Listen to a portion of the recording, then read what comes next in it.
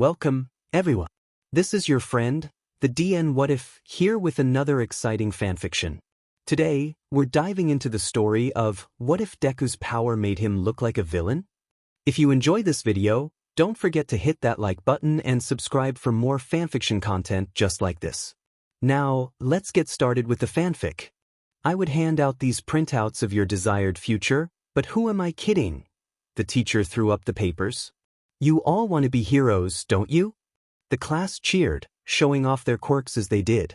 Only 2 people stayed mundane, though, and it was the wonder duo of Alder Junior High.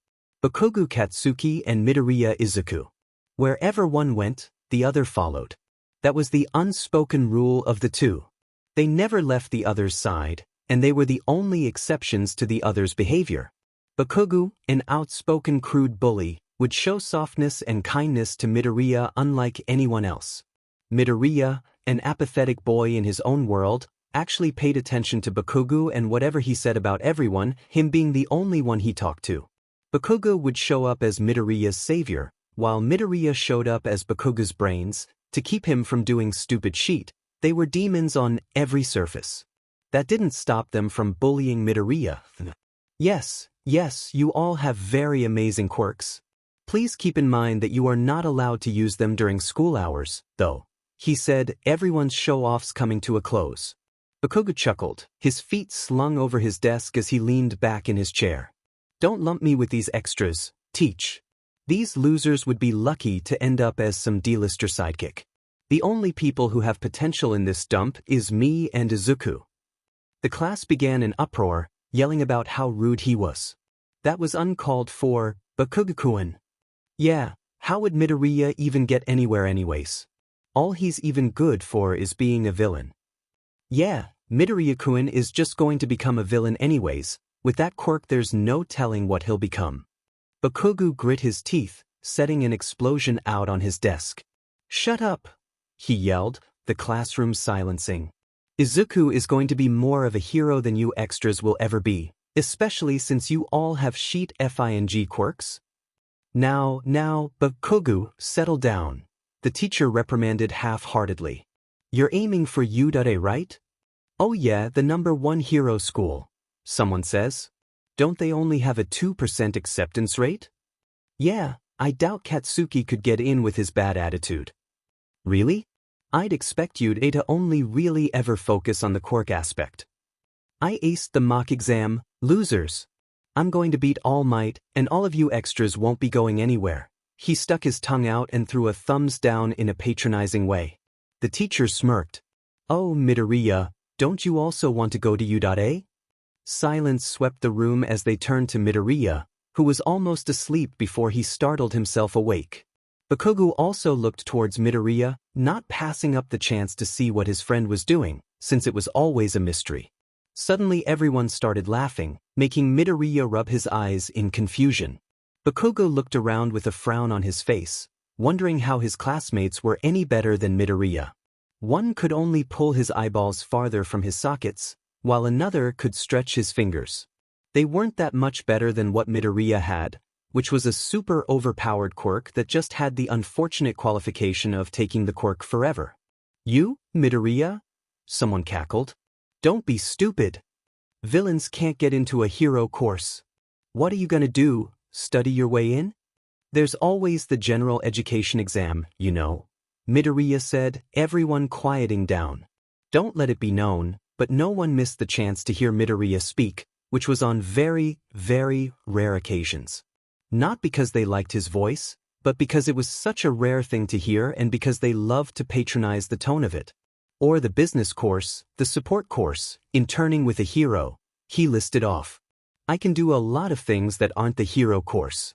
You better if I get into the hero course, Izuku, Bakugo shouted, letting an explosion off on his own desk.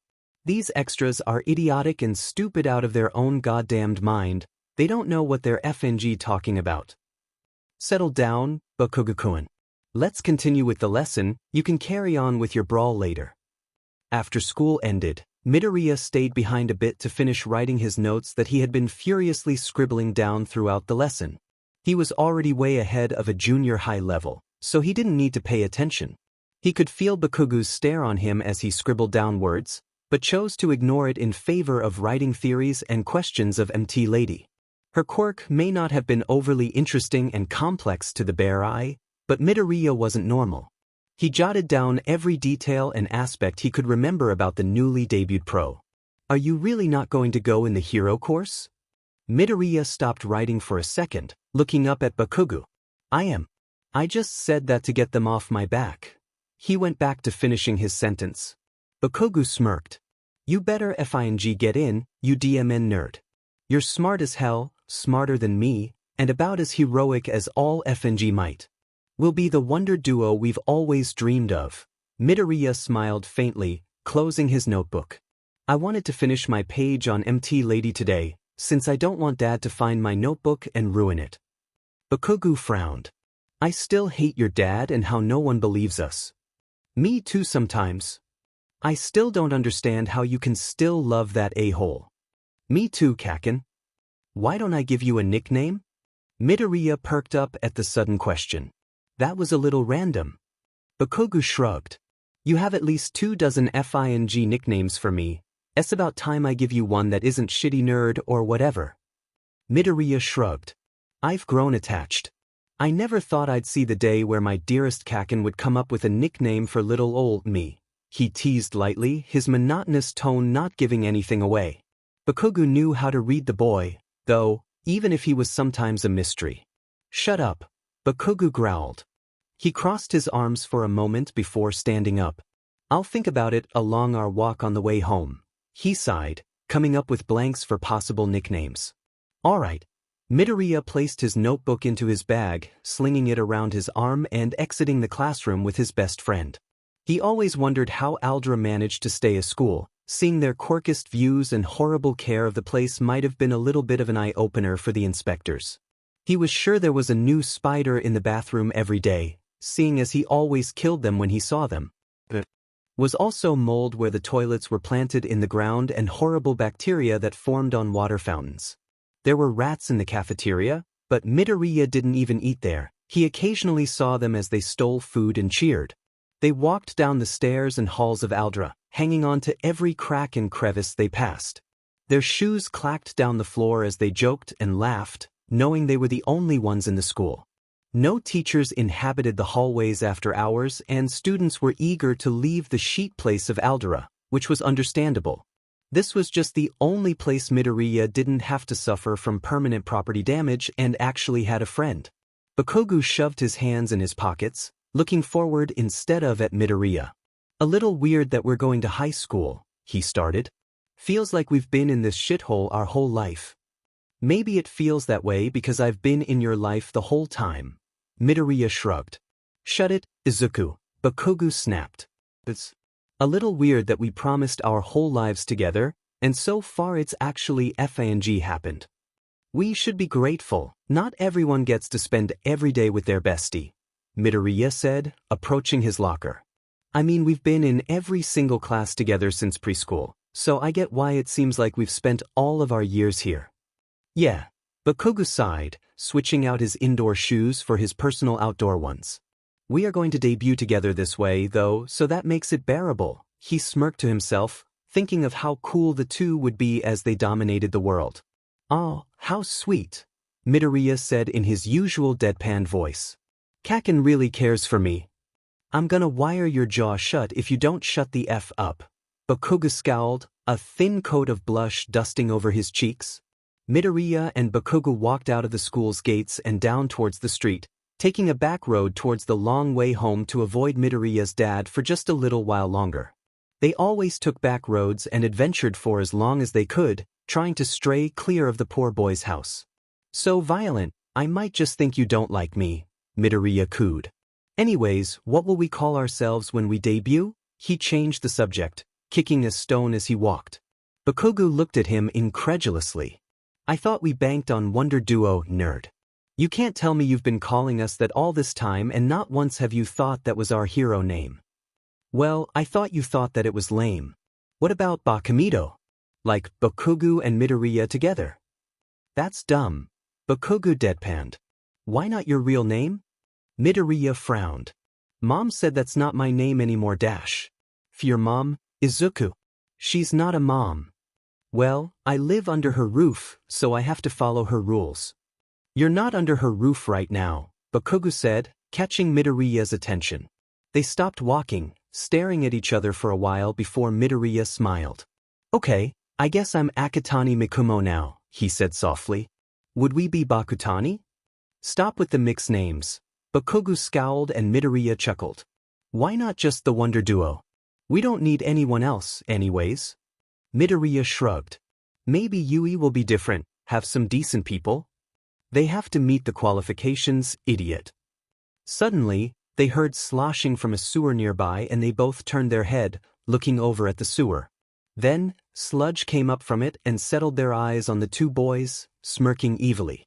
The sludge dripped from what seemed to be its limbs, coating the ground with a thick coat of sewage water and slime. Midoriya wanted to throw up at the putrid smell, dead rats and blood not being a good mix. Midoriya pushed Bakugo out of the way, getting snatched up by the monster instead. They wrapped tendrils of slime around Midoriya's limbs, slipping sludge into Midoriya's mouth and lungs. He gagged a bit, only thinking of how he'd get this god-awful smell and taste out of his mouth and clothes. He was allowed to shower today, since he hasn't done anything in a month, so he would have to shower with his clothes since he's not allowed to use a washing machine. Then this would be hard to take out. Izuku! Bakugo yelled, running up and blowing up bits of sludge from the villain, being careful as to not hurt Midoriya. He focused his quirk into trying to dig the sludge away from the poor boy's mouth and arms, clawing and exploding his way through. They yelled in pain, releasing their grip from Midoriya, and Bakugo took the chance to pull his hand out of the sludge. He broke out of the sludge a bit before he was captured again due to the monster regaining their composure, sludge going down his throat once more. His vision was going blurry as he watched Bakugo try and blast away the slime. One more plead of his name before tears filled his eyes, the lack of air getting to him. It seems your son has a quirk that is able to take other quirks when he places all 5 fingers and activated the quirk, the doctor explained. What? His mother said, her face darkening. He has a pretty villainous quirk. Ma'am. I'm sorry, he bowed. Mikumo, let's play a little game, okay? His mom smiled. You'll go into that closet until mommy comes and gets you out. You might hear loud noises and a little bit of banging, but don't come out. Only mommy can get you out, okay? Don't come out unless mommy is the one telling you. Okay. Akatani frowned, stepping into the closet. WLI-. Not now, Miku, just hush, she smiled. Mommy. Akatani pulled his mom's skirt to get her attention. Can I be a hero like All Might? Even with my quirk? His mom looked at him and smiled. No, sweetie. You can't. His eyes widened and filled with tears. Okay. Sorry, he cried silently, trying to wipe the tears away from his eyes. You can stay with mommy forever, though. Mommy will protect you, Miku. Mikumo! His father's voice echoed throughout the house. The now teenage Akatani ran through the doorway of his room and came face to face with his father. I see you still live here and mooch off your useless mother, he said. Sorry, father. I'm 11, though I can't get a J-job dash. He was cut off with a kick to the shin, effectively stopping him from talking. Mikumo, do you want to know some advice? He smiled, his eyes seemingly glowing red as he cradled his son's face. He nodded, not daring to defy his father. Take a swan dive off a rooftop, and maybe you'll get a better quirk in your next life. That wasn't his father. His father loved his quirk. That was the only reason he was still there. Who was this man? He felt his senses begin to disappear, hearing a faint booming voice echo throughout the tunnel, and he felt his body fall to the ground. He heard Bakugo shouting his name and he could barely keep his eyes open. He took a deep, shuddering breath and closed his eyes, letting the darkness take over him. He woke up to slapping and yelling, where he opened his eyes to All Might, all effing might. Slapping his cheek to get him up. Not the most desirable way to wake an unconscious teenager up, he'll admit, but it was All Might. Bakugo was yelling obscenities to All Might, screaming about how that wasn't a good way to wake someone up, and even he knew that, but immediately calmed down when he saw Midoriya looking up at their idol. All Might, Midoriya said breathlessly. Oh good. Thought we lost you there. All Might's booming voice filled through Midoriya's ears and he had half a mind to cringe at the sound. Don't worry, nerd, I already got him to sign your stupid book. Bakugo huffed, opening the journal to show the overly boisterous signature. Midoriya silently thanked him with his eyes, to which Bakugo nodded. All Might, can I ask a question? Not now, young lad. I must go. Let the stupid nerd ask his effing question, goddamn, Bakugo snarled. All Might sweat nervously for a moment of contemplation, before nodding. Go ahead, young lad. Midoriya wondered how the literal symbol of peace could be intimidated by a mere teenager before he gulped and nodded. Can I be a hero? Even with a villainous quirk? All Might looked taken aback for a second, before composing himself. Depends, what may your quirk be, young one? He asked, placing his hands on his hips. We called it. It's called All for One. He can take quirks with a 2-step activation. Bakugo explained, sensing the nervousness coming off of Midoriya. Suddenly, All Might's demeanor changed. It went from bubbly, nervous, and happy to complete animosity in a matter of seconds. Both boys stared at him in confusion with the sudden change of attitude, to which he cleared his throat. No, I do not think that you could become a hero, boy, he said bluntly, taking the 2 junior high students by surprise. Bakugo immediately felt his anger rise to the surface while Midoriya stared at his idol with wide eyes, wondering how he had idolized the man. Really? Quirkist was the man? Hey! What the F dash? Bakugo yelled. Just by his quirk, you quirkist a-hole? Number 1 hero my butt. Me and Mikumo will definitely surpass your shitty self. We'll show the world that potential heroes don't have to become F villains because of people like you. All Might didn't respond, only jumped away. That's right, get the F out. God, I hate that piece of shit. Bakugo sneered, turning to Midoriya. Mikumo. He was surprised to see tears forming in Midoriya's eyes, threatening to fall. Even he doesn't believe in me, he muttered to himself. Bakugo frowned, his inner mother hen switching on. He knew that Midoriya would need a lot of reassurance after this. As they continued their walk home, they paused in front of Midoriya's house. Bakugo sighed. Don't let him get to you, Mikumo. You're more than your dumb quirk. Midoriya turned to him and offered a small smile, erasing it as fast as it came. Thanks, Katsuki. Wanna train together tomorrow? Okay. We can get Katsudon afterwards, if you want. Okay. Bakugo itched at the lack of reaction. He just wanted to see the smile of his friend. He hated this, he hated that BSRD. Symbol of peace? Number 1 hero? Heroes were supposed to help people, not crush their FING dreams. He settled for a sigh, patting Midoriya's hair. See you tomorrow, Deku. Midoriya perked up at the change of name. Deku? Bakugo flushed a bit, realizing what he had just said. Well, you can read Azuku as Deku, and Deku is sort of a play on words, or whatever. It's a stupid I dash. No, I like it. How is it a play on words? It's kind of like Deku, like worthless, but also like Dekairu, as in you can do it. Bakugo explained. Hey, just take the goddamn nickname or leave it, you stupid nerd. Midoriya's eyes sparkled. I'll take it. Thank you, Kaken. Bakugo huffed. Whatever, you stupid Deku. He walked off towards his house. See you, he was happy. Happy that the light had reignited in his eyes. He wasn't going to let Midoriya's resolve crumble before his eyes, never again.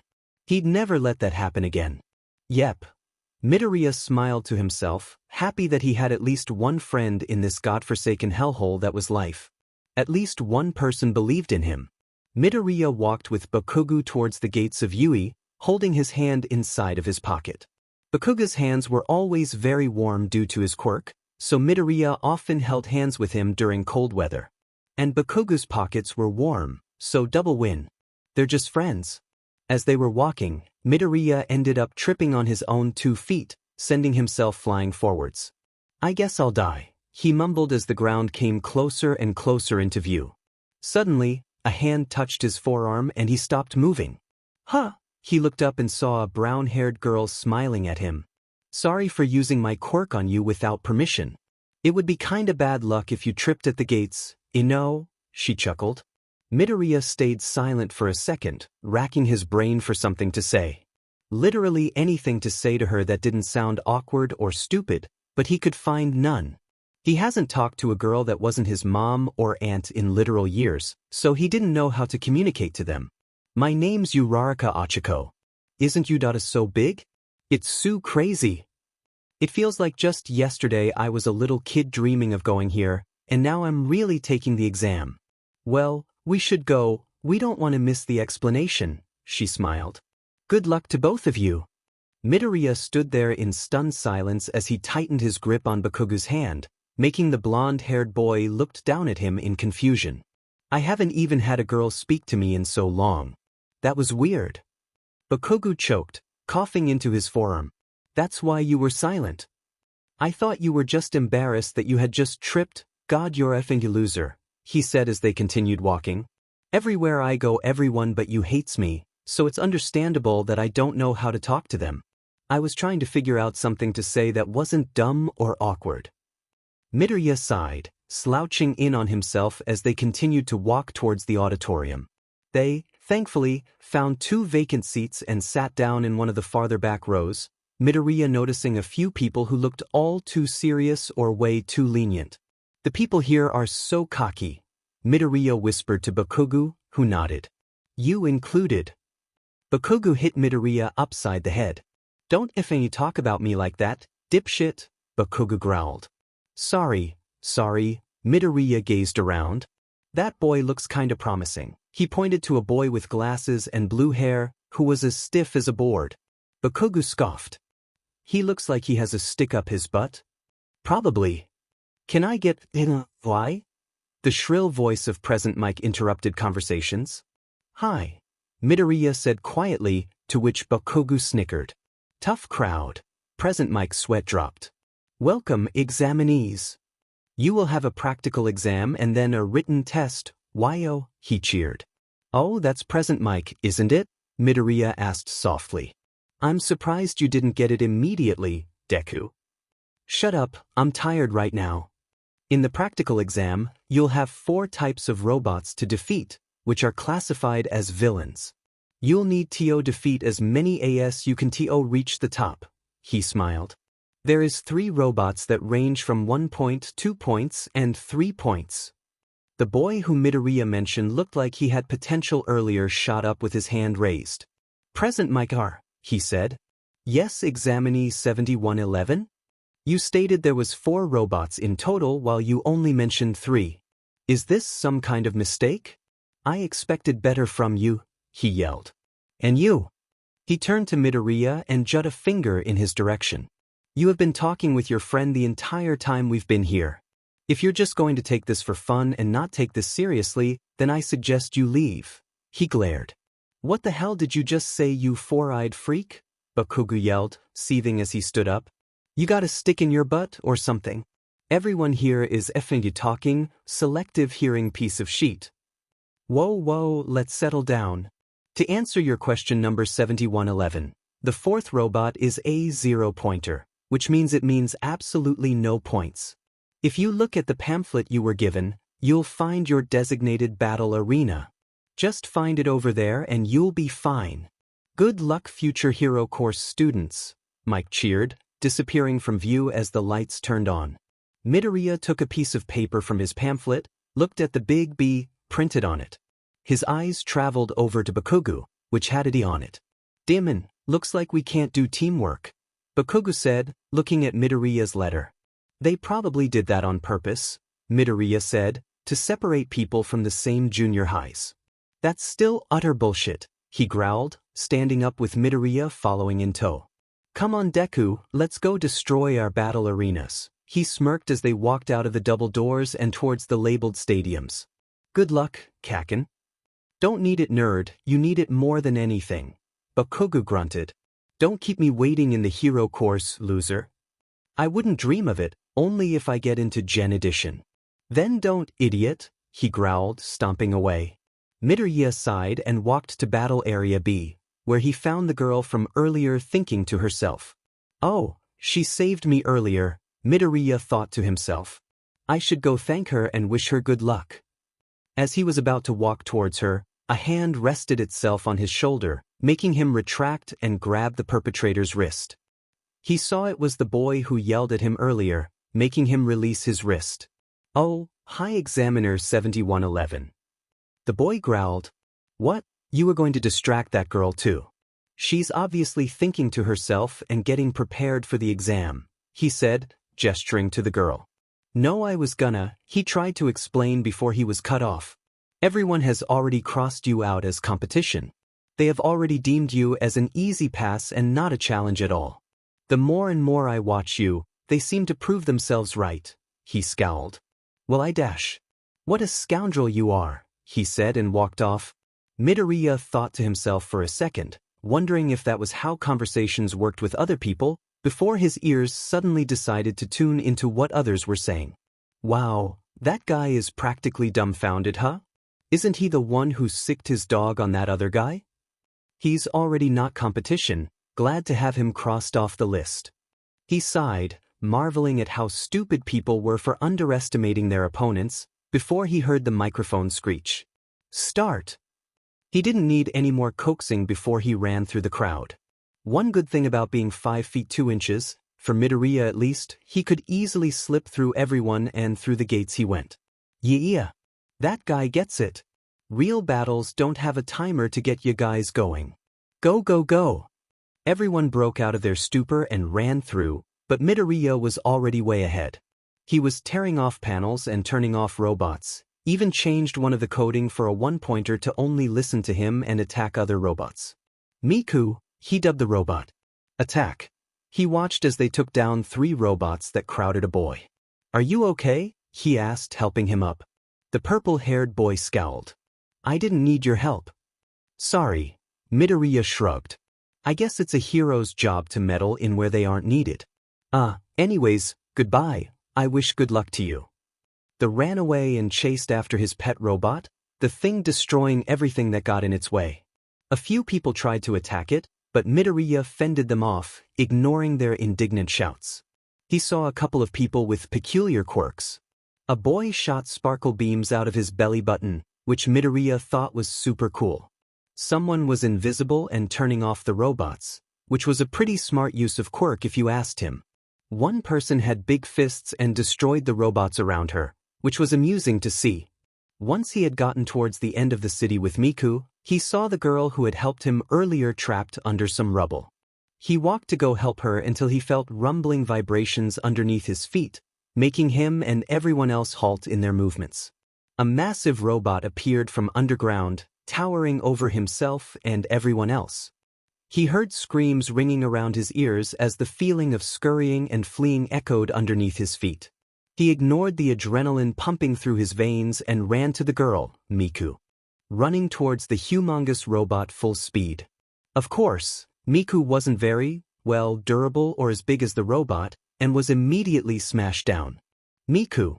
Midoriya frowned before going back to the task at hand and trying to lift the girl from the rubble. Run. You'll die, she mumbled. Sorry, but I can't, he said, getting the rock off of he as the robot approached closer. If I do, then what am I even doing here? What? She gasped. Heroes are all about saving those in need, so if I don't help you then why am I even here? Her eyes widened as she watched him pick her up carefully and set her to the side where she wouldn't be injured, taking a few steps back before lunging up towards the robot. Pulsing black and green tendrils appeared from his back, ripping through his shirt and plunging themselves into the robot's metal.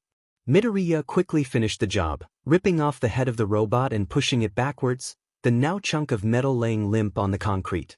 Midoriya fell down to the ground, breathing heavily as he turned his head to the girl dubbed Uraraka. Are you okay? Why you're bleeding? Why are you asking me if I'm okay? Her faint voice asked. He coughed up a warm liquid, a gasp emitting from her. What kind of hero would? I beat a bee if I didn't help. You. His eyes closed and he felt limp on the floor, plunging into an unconscious state and effectively freaking the girl and everyone else out of their minds. The purple-haired boy Midoriya had saved earlier came running through the crowd, crouching down next to Midoriya and feeling for his pulse. He did a once-over of Midoriya, but only saw a blistered and bloodied back and the blood that was coughed out. Soon, an old lady began to walk towards them. "They always make this test so dangerous," she complained, handing gummies to students she noticed were injured. "Have gummies, they'll help with your injuries." She approached the 3 teenagers and looked towards them. "Can you tell me your injuries, dearie?" The purple-haired boy spoke up. "The girl has a sprained leg, maybe fractured. He has a couple of blisters and a bleeding back, while he also coughed up some blood after using his quirk. His arm is also kind of scraped after landing." "Thank you, young man." She smiled and looked down towards Midoriya. "Smooch!" Her lips extended and kissed his head. Suddenly, the wounds on his back began to close as some more unnoticeable injuries began to heal up as well. "Have some gummies, dear. Do you feel any strong pain? It looks like you've sprained your ankle, but your leg isn't fractured or broken, which is good." She shook her head. "I'm fine, but I'm more worried about him." She glanced over to Midoriya. He opened his eyes slowly, shaking his head softly as he looked around. "That Covery girl?" he slurred, sitting up. She nodded. "That's right, young man. I'm surprised you know who I am, especially in your state. You shouldn't have woken up so soon. Do you think you can take the practical exam?" He nodded. "My quirk kinda lets me heal myself, so I'm fine. Kakin is going to blow me up for being late, though." "Thank you." He turned to the purple-haired boy. "I was a little conscious when you came and checked me over a bit. Thank you for that. You literally saved me. I should be thanking you," he deadpanned. The teachers were watching replays of the fight, looking over who had potential and who did not. Nezu smiled when he watched as Midoriya reprogrammed his robot, seeing as no student had ever done that before.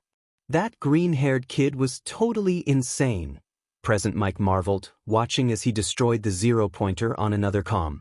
Aizawa studied his moves, watching as he helped Uraraka and zoomed in on him, connecting the audio. "If I do, then what am I even doing here? What? Heroes are all about saving those in need, so if I don't help you, then why am I even here?" He watched as the boy proceeded to carry her off and destroy the robot with ease, resulting in his own misery of injuries and the boy he helped earlier check if he was still alive. "What's his quirk?" Snipe asked. "This explosion guy looks pretty promising too, and they look like they're friends.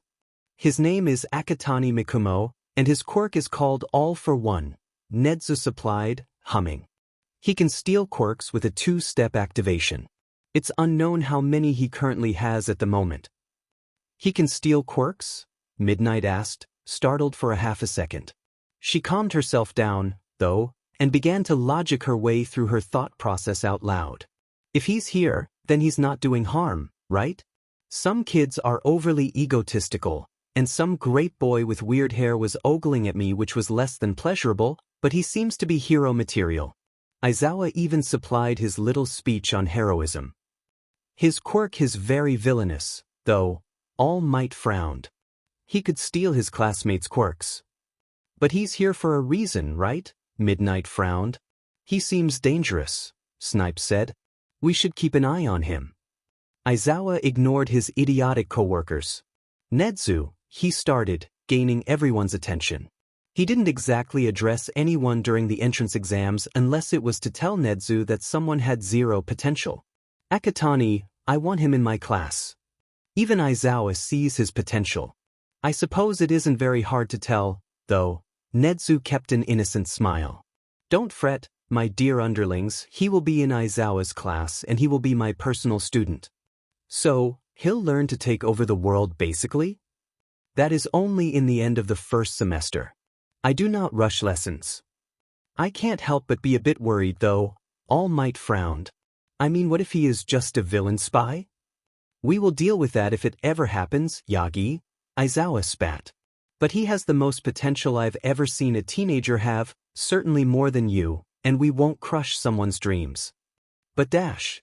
"But nothing, All Might," Midnight frowned, furrowing her eyebrows.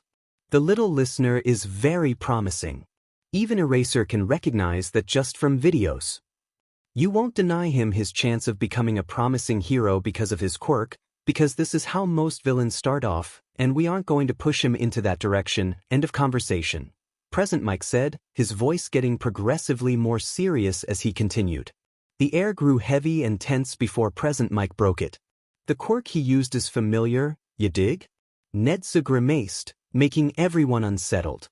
It is the quirk of Toshiaki now, 24-year-old convicted RPST. Gasps rang around the room. So that means Midnight cut herself off.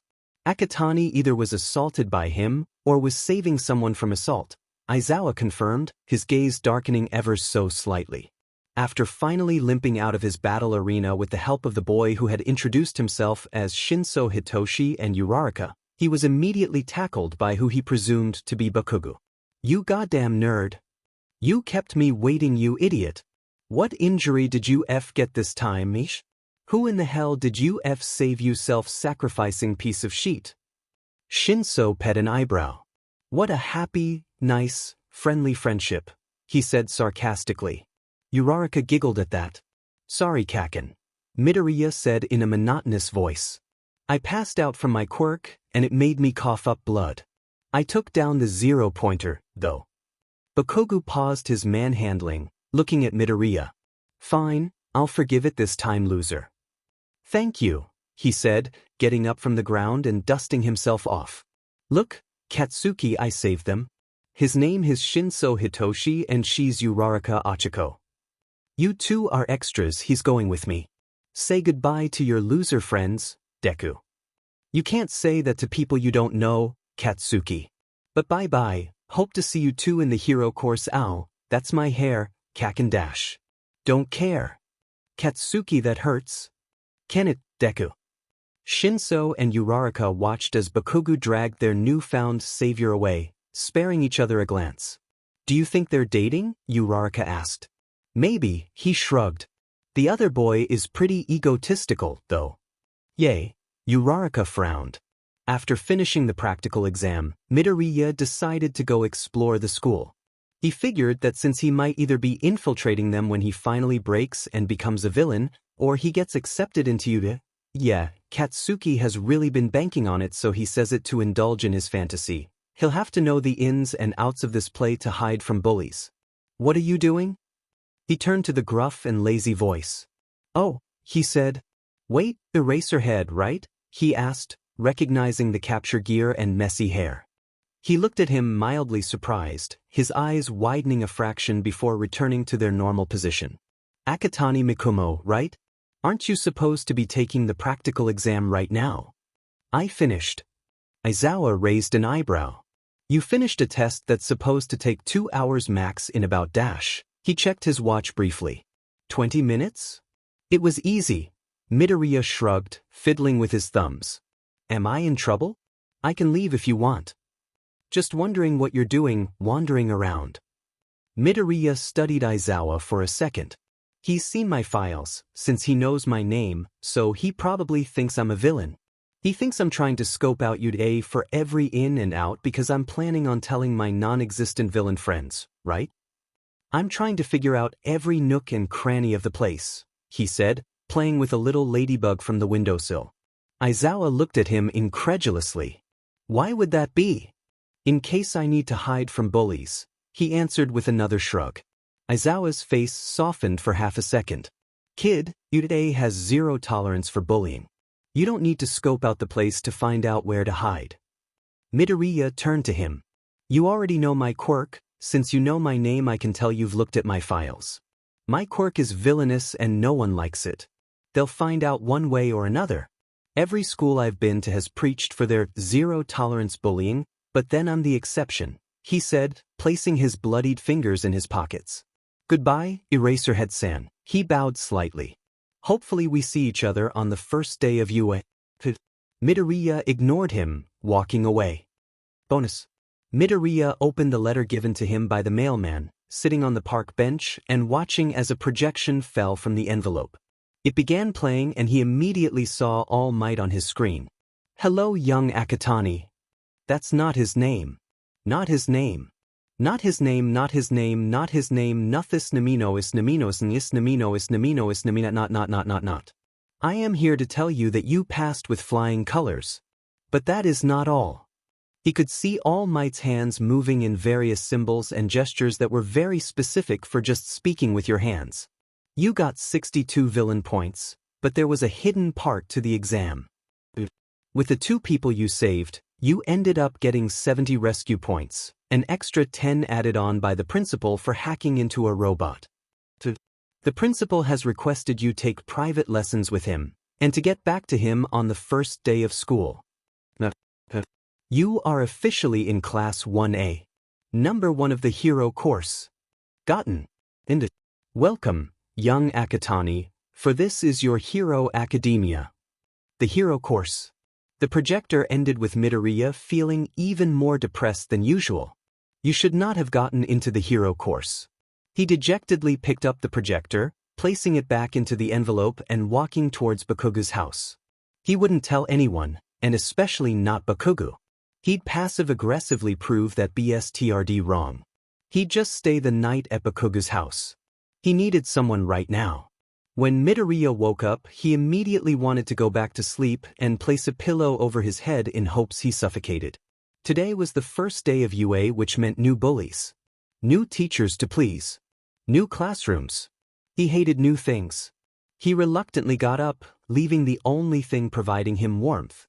He shivered as the cold air of his unheated apartment hit him, rushing to change out of scruffy shorts and t-shirt to his school uniform that he could barely afford. He quickly brushed his teeth and fixed his blazer, leaving his tie undone and saving it for Bakugu to do since he's never had a father figure. He quickly got on socks and rushed out of his room, putting on his scruffy red sneakers. So, Mikumo, the familiar voice of his father seemingly wrapped itself around him. He stiffened, his breath catching in his throat. His father hugged him from behind. Where are you going? School. Where is your school? He took a deep breath. Yui. As soon as the word left his mouth, his father snatched his hair with a crazed stare. Oh, is my little villain going to become a hero? Wasting your potential, I see, he growled. Midoriya kept quiet, not responding to his father and answering his rhetorical questions. He shoved Midoriya towards the door, making him hit the decaying wood harshly. Go to your pathetic hero school, Mikumo. But I'll have a present for you when you get home. Midoriya gulped and nodded, grabbing his worn-out bag and exiting the apartment quickly. He jumped off the railing of the stairs, landing with his back face towards the pavement. He barely spared a groan, looking up towards the sky before he heard footsteps. Deku, what the F dash dot? He looked up to Bakugu and waved. Hi Katsuki, hi Auntie Mitsu, hi Uncle Sar, he wheezed, lolling his head towards them. Holy shit, kid, Mitsuki cackled, helping him up. You really are a daredevil, ya hear? She ruffled his hair, making him flinch ever so slightly. She frowned, along with Bakugu. Midoriya nodded. I get down faster, he said, leaving out the part of wanting to avoid knives and eggs that were thrown at him when he left his apartment and actually took the stairs. Mikumo, you could really hurt yourself one day. Masaru chuckled awkwardly, fretting over him not so subtly. He checked his back for any bruises, pressing around his shoulder blades. Midoriya didn't even flinch, so Masaru deemed him as fine for now. Bakugu huffed. Deku, your tie, he pointed out, gesturing to the limp piece of cloth. He then scoffed, crossing his arms. What, you want me to tie it or some sheet? He assumed. Midoriya nodded, stepping closer to Bakugu. He huffed, flipping the shorter boy's collar up and pulling it tightly, tying it neatly, and adjusting it loosely, just how Midoriya liked it. Thanks, Katsuki. Whatever, stupid nerd. Ah, Mikumo, walk with us, Mitsuki smiled. Masaru insisted we take Kat to his first day of school, and we just so happened to run into our favorite nephew. And only nephew, Midoriya smiled. I was planning to walk with you anyways. Katsuki, can you hold my hand?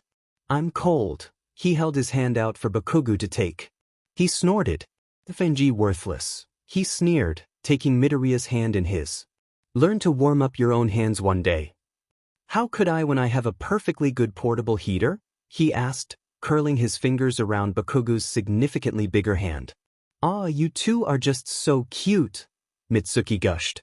You'd be so adorable together. I could have a nephew and son-in-law all in one. She ruffled Midoriya's hair again, albeit a little softer than before, and felt relief flood through her when he didn't flinch again. She was always worried he would be scared of her. Hun, in any other context, that would be so wrong. Masaru chuckled awkwardly as they continued to walk. How have you been, Mikumo? He hummed. Same as always. Don't know where mom is anymore and dad is sometimes creepy. They all frowned. I really need to get a hold of Inko-chan. I'm trying, kid, alright? We'll get Inko-chan back one of these days. Mitsuki smiled reassuringly.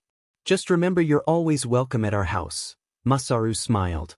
I'll beat up that fucker. Bakugo offered. Thank you, he smiled softly.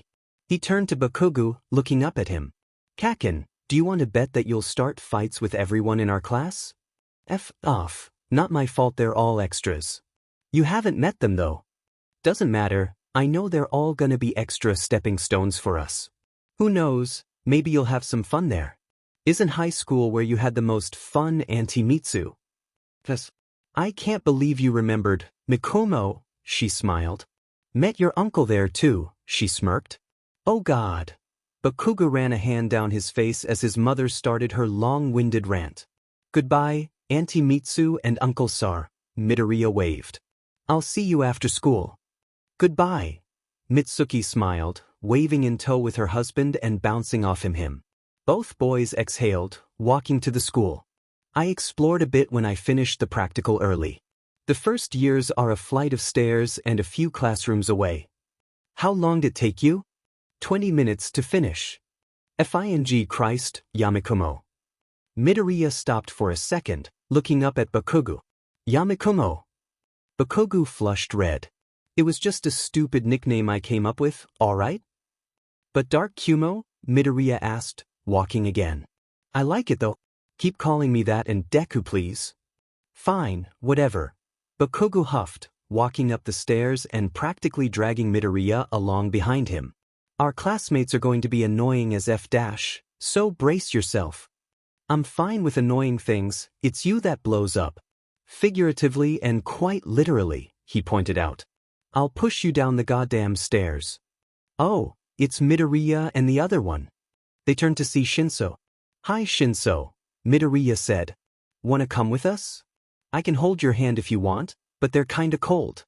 I usually hold Katsuki's hand to warm them up, but I doubt he'd let you hold his hand. It's okay, Midoriya, I wouldn't want to hold his hand anyways. They seem sweaty, Shinso said, grimacing at the mention of sweat. That's okay. Wanna hold mine? Midoriya asked. Blush dusted over Shinso's cheeks and he shook his head. I'll just walk beside you if that's fine. Okay, that's fine too. Bakugo squeezed Midoriya's hand, and he looked at him slightly as they walked. What are you doing? He asked the silent question. I'm relishing friendship. Bakugo scoffed, rolling his eyes. Me and Uraraka were wondering if you two were in a relationship, if it's okay that I ask. Shinso started bluntly. It's okay if you don't want to answer me or anything. Midoriya turned to him. No, we're not. Katsuki is kinda gross. Agreed. Shinso smirked. He seems like someone worth aggravating. It happens so much I made it into a game to see how many times I can make him mad in one day and give the results to his mom and dad. They absolutely live for it. That's why they made me go to anger management, then, Bakugo yelled, growling. I'd say you need it, Shinso said. You seem like the person to get mad at someone for breathing wrong. He already has. One time I blinked too many times during a sentence and he got mad. Shinso choked, laughing. Seriously? He asked through coughs, opening the door to the classroom. Oh shit, you guys are in this class, right? Yeah, we are. Don't worry, Shinso. Midoriya reassured him. I'm pretty sure our desks are 17, 18, and 19. Shinso supplied. I heard I tied points with someone, so there are 21 students now. Midoriya hummed, situating himself in his seat. They were fairly early, so there was little people in the class. He decided to look around and observe the classmates who had arrived. There was the boy with glasses, not favorable that they got into the same class, by the way. A dual-haired boy, a girl with a big, puffy ponytail, and a girl with heavy eyeliner and hanging earlobes. He placed his head in his arms and closed his eyes, letting Bakugo draw on a piece of paper on top of his desk. He fluttered them open, the dryness making him want to close them again, and looked over at what Bakugo was scratching onto the paper. Curiosity always got the better of him. He was probably drawing Midoriya thought to himself. He seemed to do that on his math textbook a lot. He was drawing an explosion, along with a knife and a bunch of stick figures on the ground with 2 stick figures ruling over them. Why are you always drawing GNTLS or murder? Midoriya asked as Bakugo and Shinso, who had overheard them, snorted. Shut up, that was in middle school, he said, focusing on the drawing. Midoriya looked down and watched the pencil scribble in monochromatic color schemes as crudely drawn violence was strewn across the paper. That looks like a preschooler drew it. Midoriya snorted, taking out his own pencil from his pocket and doodling some mushrooms and people with top hats. Shut the F up, yours looks like you just spat on a paper and placed ink on it, he retorted. It is very rude to place your feet on the desk, someone reprimanded. Both boys looked up to see the glasses guy who had scolded Midoriya chopping through the air. What will the class below us think of you when they find out that you have placed your feet here? It was only then that Midoriya noticed that Bakugo was sitting with his feet over his desk, as he always did. Midoriya gazed up at Bakugo, then Ida. Ha! Who the hell do you think you're talking to? Gotta stick up your butt? Midoriya would have laughed at the boy's offended face. What vulgar language! Pfuff. Ida cleared his throat, taking a deep breath. I believe we have gotten off on the wrong foot. I'm Ida Tenya, from Sumai Academy. Sumai, Bakugo smirked. Midoriya knew how he felt about stuck-ups, even if he was one himself. Everything about Bakugo contradicted itself. So you're some elitist kid? I'll have fun crushing you. How crude. Are you really aiming for the hero course? Ida's eyes glanced down to Midoriya, who was doodling on the paper that Bakugo had been using. He was drawing a little cat, saying, "Kill your parents," and hearts all around it. Hello, I am. I know, I heard, Midoriya said, heaving himself off the desk. Midoriya, he said curtly. Midoriya Izuku, Bakugo scoffed. That's the nerd's name, he doesn't FING talk a lot. Ida nodded. You knew about the exam, the rescue points, didn't you? I severely underestimated you, I sincerely apologize for that. Midoriya shook his head, making Ida look at him quizzically. I didn't know, I was just helping her. So noble, Ida said, bowing his head. I was too cowardly to do so. Hey, it's all right, man, a red-headed boy cheered. We were all kinda caught off guard about it. It's so manly that you just ran in to help someone, though. I'm Kirishima Idru. Don't worry about introducing yourself, bro. I heard you. Midoriya nodded. Thanks. Uraraka entered the classroom with an electric-haired boy, talking as the blonde-haired boy tried and failed to flirt with her. Oh, Midoriya-kun, she smiled, placing the box down and approached him. And Shinsu-kun. Wow, it must be fate that we got into the same class. Yeah, Midoriya said softly. I didn't expect us all to be in this class. Shinso raised an eyebrow. Midoriya-kun, you were so cool taking down that 0-pointer. You were like bam, bam, bam, pava, punch, punch, punch. She jumped as she swung her fist through the air, a cheap imitation of him whirling around with his tendrils. If you're just here to make friends, then leave. This is the hero course. They all looked towards the open door to see a caterpillar man in yellow sleeping bag, sipping a juice packet. I'm Aizawa Shoyuda, your babysitter for the next 3 years. Put these on and meet me outside. He threw a bunch of packets filled with a gym uniform and left.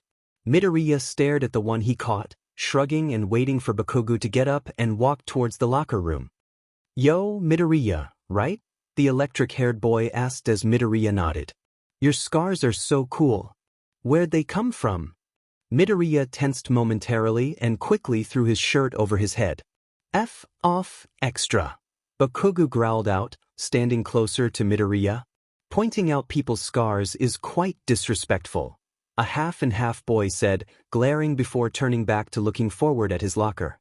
Oh, sorry, the electric boy apologized. Midoriya, I'm sorry, didn't mean to be rude. It's okay, he said, shrugging. I don't like flaunting my experiences, so I won't be answering you now. That's fine. Sorry for bringing them up, he chuckled. By the by, I'm Kaminari Denki. I'm pretty sure you got first in the exams, right? Midoriya shrugged. I didn't look at the results. Seriously? Kirishima asked. I'm pretty sure you got first and your explosion boy got second. He smiled. You two are so manly, you both got so many points. My name is F. Bakugu Katsuki, you goddamned extra. My bad, Kirishima chuckled sheepishly. Katsuki, Midoriya said, signaling that he was ready, and the two left the locker room. So do you guys think they're dating? A boy with tape dispensers for elbows asked. Oh, definitely, Kaminari smirked. We should not be discussing our classmates' love lives. Akitani, Aizawa announced. Sir, my name is actually Midoriya Izuku. Aizawa raised an eyebrow, searching for any sort of lie or amusement on his or anyone else's face. Upon finding none, he shrugged and nodded. Midoriya, how far did you throw in middle school? 46 meters, he answered, stepping up closer. Try with your quirk. Midoriya took the baseball, lifting up his shirt so that his tendrils could go through without ripping the fabric, and spun around whilst throwing up the baseball, building trajectory and knocking it to the sky. After a couple of moments, a device in Aizawa's hand beeped. 1,739.8 meters, he read off. Gasps emitted from his classmates. Whoa! So far. His quirk is so strong. Aizawa smirked. This is the hero course. You'll be in a quirk assessment test and using your quirks. That sounds so cool. This'll be a blast. I can't wait. Aizawa's face darkened at the cheers, making Midoriya somewhat uneasy. Fun? He echoed, making the class silence. You think this'll be fun? How about this? Whoever ranks last will be deemed hopeless and expelled from the hero course. Gasps emitted once again. What? Uraraka protested. Why you can't do that? He shrugged. Watch me. But, that's not fair, a pink girl cried out. Something inside Midoriya seemed to snap. Fair? You think the world is fair? He asked her, making everyone turn quiet as he glared to the ground. This world isn't fair. Natural accidents, murder, burglary, RP, villains, quirk discrimination, abuse, human experimentation, all of that happens every single day. This world was never fair. This can hardly compare to any of that, he snarled. It's a hero's job to make sure the world becomes a little more fair, but even then they can't do their job correctly. If you want to keep that mentality that the world is just sunshine and rainbows, he looked up to her, his eyes dark and glaring. Then I suggest that you find another high school, because you'll get one hell of an eye-opener and you might not be prepared enough to combat that. There was a stunned silence for a few moments as everyone gawked at him. You set off the beast, Bakugu murmured to himself. I couldn't have said it better myself, Midoriya.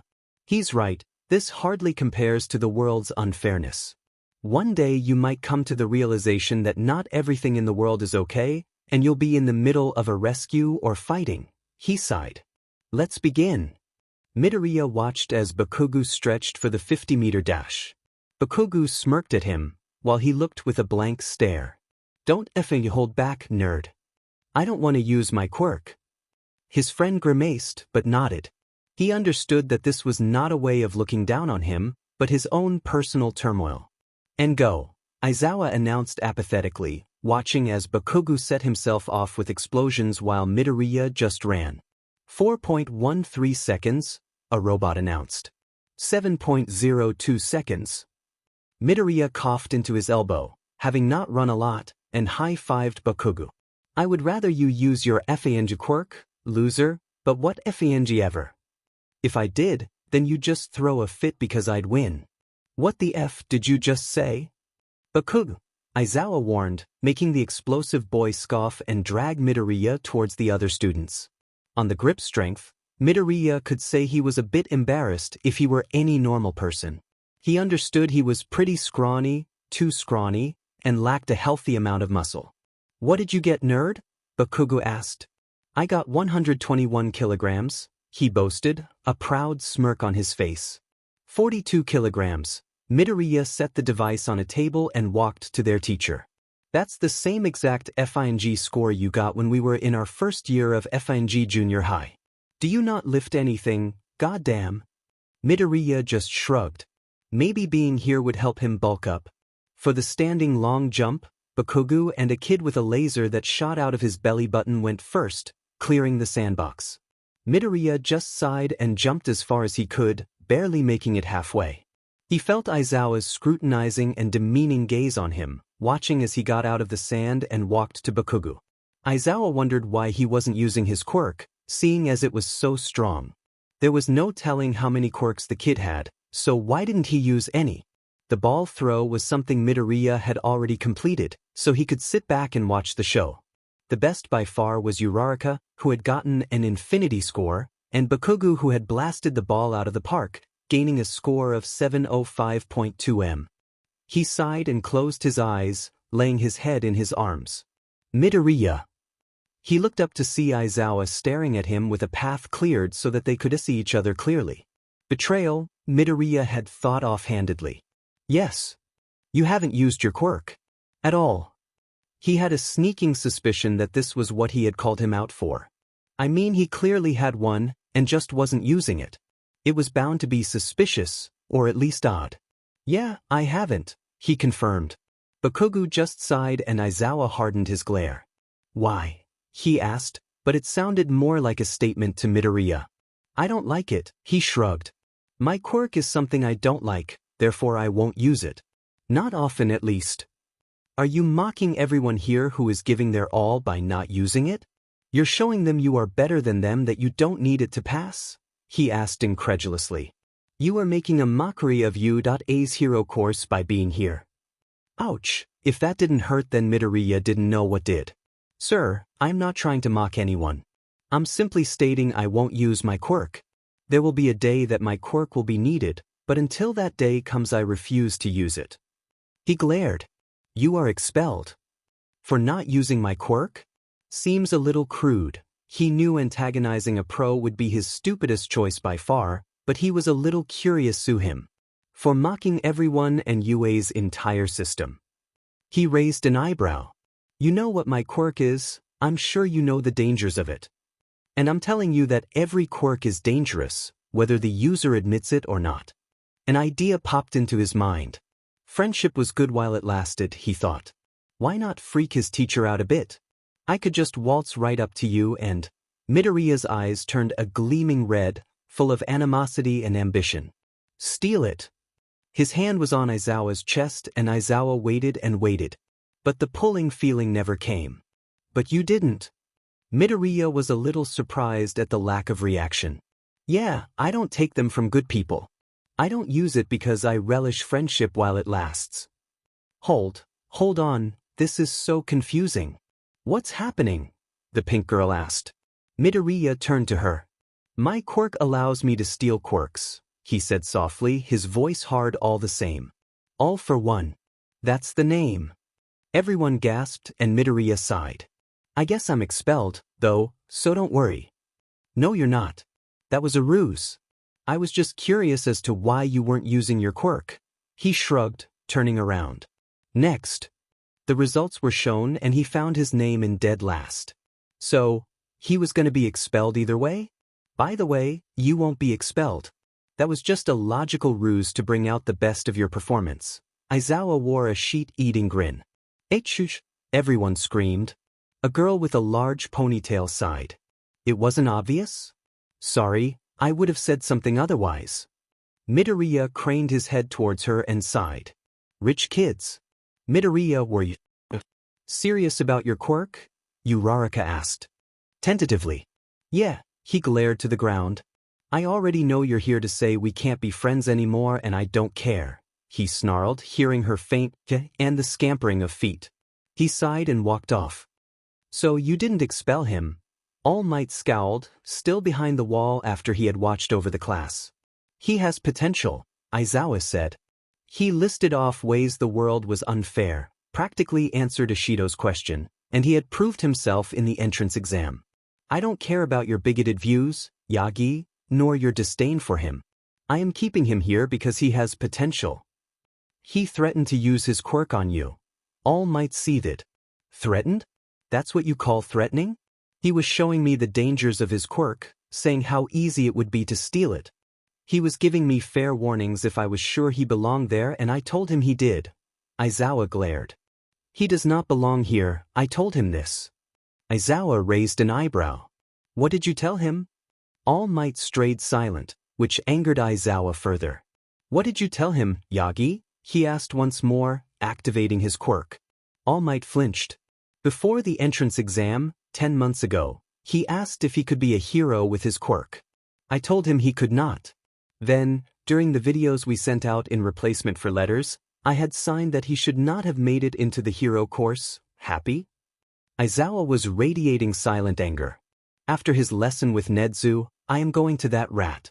There is no way that should be acceptable. Symbol of peace or not, I'll crush you. He glared and left. Midoriya walked with Bakugo and stopped in front of the doors. I have to meet with the principal. I guess I have lessons with him since I interested him when I hacked into a robot. Still badass as F-de. Bakugo smirked and nodded. Good luck. How long will it take? I think they mentioned around 10 minutes today, but on Wednesday it'll be 40, then an hour on Friday. Bakugo nodded. I'll wait for you by the gates, sheet nerd.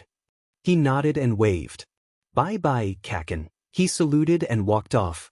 Walking through the hallways, he bumped into Shinso. Midoriya's gaze darkened and he mumbled an apology before walking away. I don't think your quirk is villainous, Midoriya, Shinso blurted out. He stopped, turning to the boy in surprise. I was bullied for a villainous quirk too, brainwashing? I don't think your quirk is villainous. I think it's just a quirk. You said you only take it from bad guys, right? So there shouldn't be any problem. Midoriya stared at him with wide eyes, wanting to cry so bad. But he forgot how to cry. Instead, he placed his head on Shinsu's shoulder. Thank you, he whispered. That means a lot. Your quirk isn't villainous either. Tomorrow, at lunch, I can tell you all the heroic ways it can be used, because I know you need confidence. He separated himself and waved to the stunned boy. He finally approached Nedzu's office, taking a deep breath and knocking 3 times. Come in, a faint voice said, and he pushed open the door. He bowed to the principal. Good afternoon, Principal Nedzu. He didn't bat an eye at the odd appearance of the man, and he seemed pleased at that. It is one fine afternoon, isn't it? Come, sit. And sit Midoriya did. Tea, he offered, sliding a cup of tea to the boy. Midoriya nodded. Thank you. He took a sip of the hot tea, not sparing a second glance or flinch to the scalding temperature. Lemon balm? He asked. Lemon balm helps with stress, and I was afraid Aizawa may have been hard on you for the first day. How was it but the way? Is Udata meeting your expectations? Aizawa-sensei was a bit angry of my lack of use for my quirk before I threatened to use it on him. He called out my bluff, and I revealed it to the class. I then lost a friend, but I met one of my other friends and he reassured me that my quirk was just a quirk, and was not villainous in the slightest. Aizawa does tend to be a little harsh. Don't worry, it's all because he cares. It is very sad that you lost a friend, all because of your quirk. He frowned. Uraraka Achiko, was it? He nodded. It isn't too surprising. You should have a lesson on quirk discrimination. Fantastic idea, Akatani-kun. Please refer to me as Midoriya Izuku. I have not been given permission to use Akatani Mikumo yet by my mother. Permission? Nedzu asked. Midoriya's lie came smoothly. We are currently hiding from my father, and if he hears Akatani or Mikumo, he may see me as his son. Nedzu regained his smile. I see. I will put your preferred name next to your real one then. Thank you, Principal Nedzu. He bowed slightly, taking another sip of tea. Onto the real question, how did you hack my robot? He asked. The average teenage boy, without extensive knowledge of computers and coding, would never in 1,000 years be able to change its specific code. It was fairly easy, really, but I suppose that you adapted it that way to see if there were any geniuses in your wake. My dad majored in electronics, and he had some books lying around, so I ended up studying them when I switched some wires around in your robot, along with some switches flicked and a couple of new codes, and it is under my command. Nedzu was thoroughly impressed, something he hadn't felt in a while. Do you have any other hobbies like this one? I analyze heroes and quirks. He took a sip of the refreshing tea. Mainly strengths, weaknesses, facts, and questions. Splendid. Do you have one with you? Yes, it's in my bag. He fished around the yellow, beaten-up bag and grabbed a journal, labeled #here. I apologize if it doesn't meet any expectations. After a few pages, Nedzu's grin grew wider and wider before he began to laugh manically, flipping through them.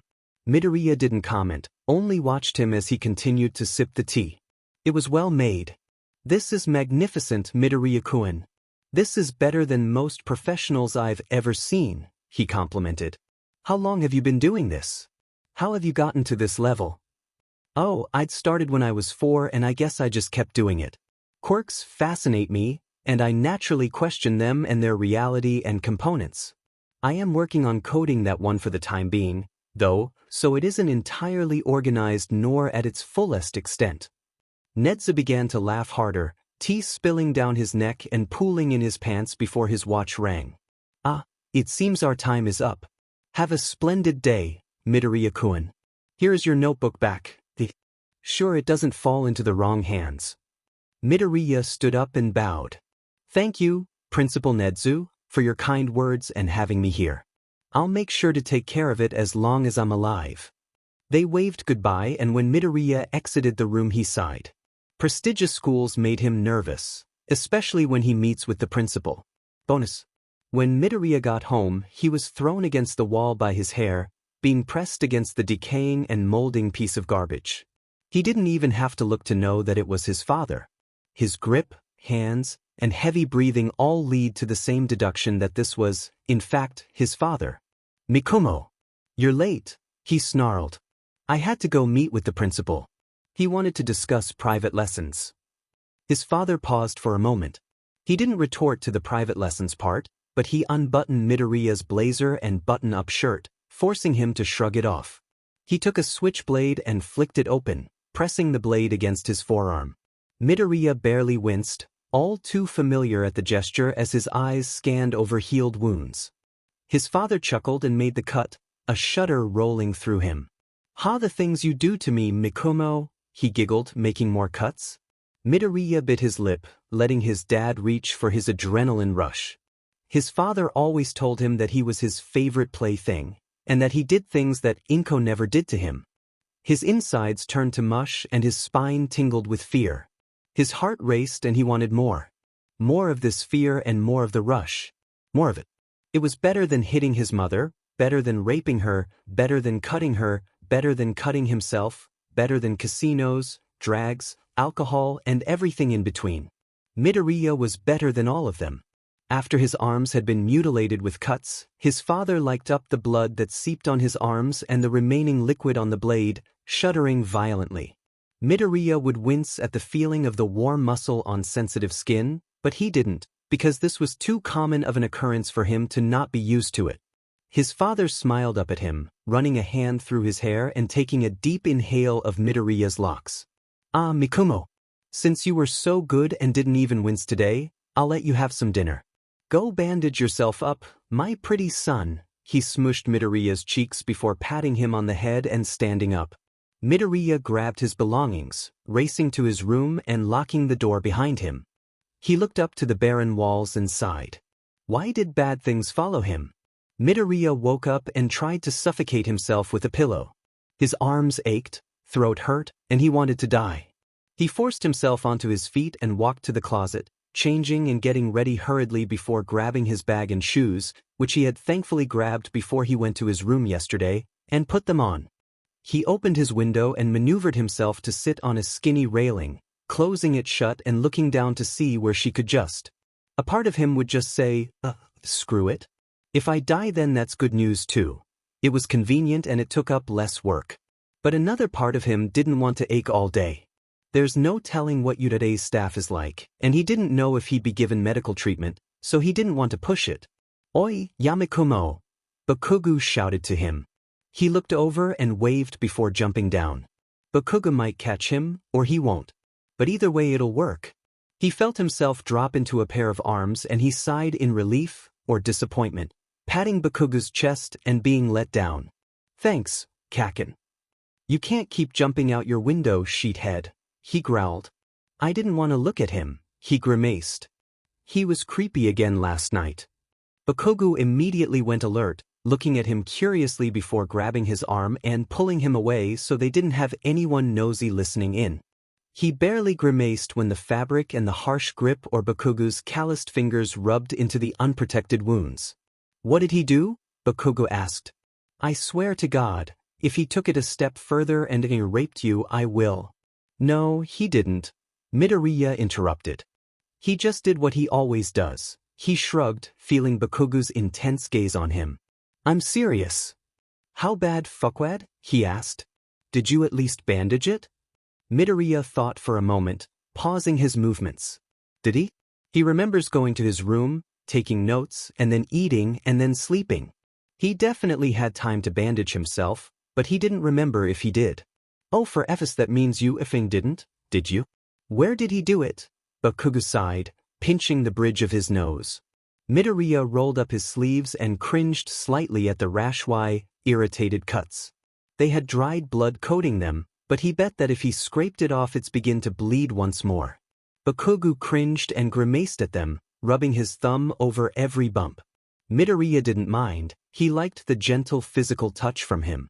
It was always such a rare thing that he relished in it when he could. Deku, he sighed. Okay, I heard recovery girl or some sheet works at you, we are going to go to her, he growled out. Cat. No. I don't dash. No. They're going to dash. Shut up. Midoriya felt anger bubble in his chest after being interrupted and ignored. Why didn't he understand what they might do? Katsuki. I said no, shitty Deku. Suki, he said firmly, and Bakugo immediately whipped his head to him. I'm not going to go there for two reasons. They will call my father or they will refuse to treat me, he glared. And I refuse to go there. Bakugo huffed, still recovering from hearing the name come out of Midoriya's mouth. Used his own trauma against him, a sheet move really. He's kinda a shitty person though. At least let me bandage it after school then, he glared. Midoriya looked at him blankly for a moment and then nodded. Of course.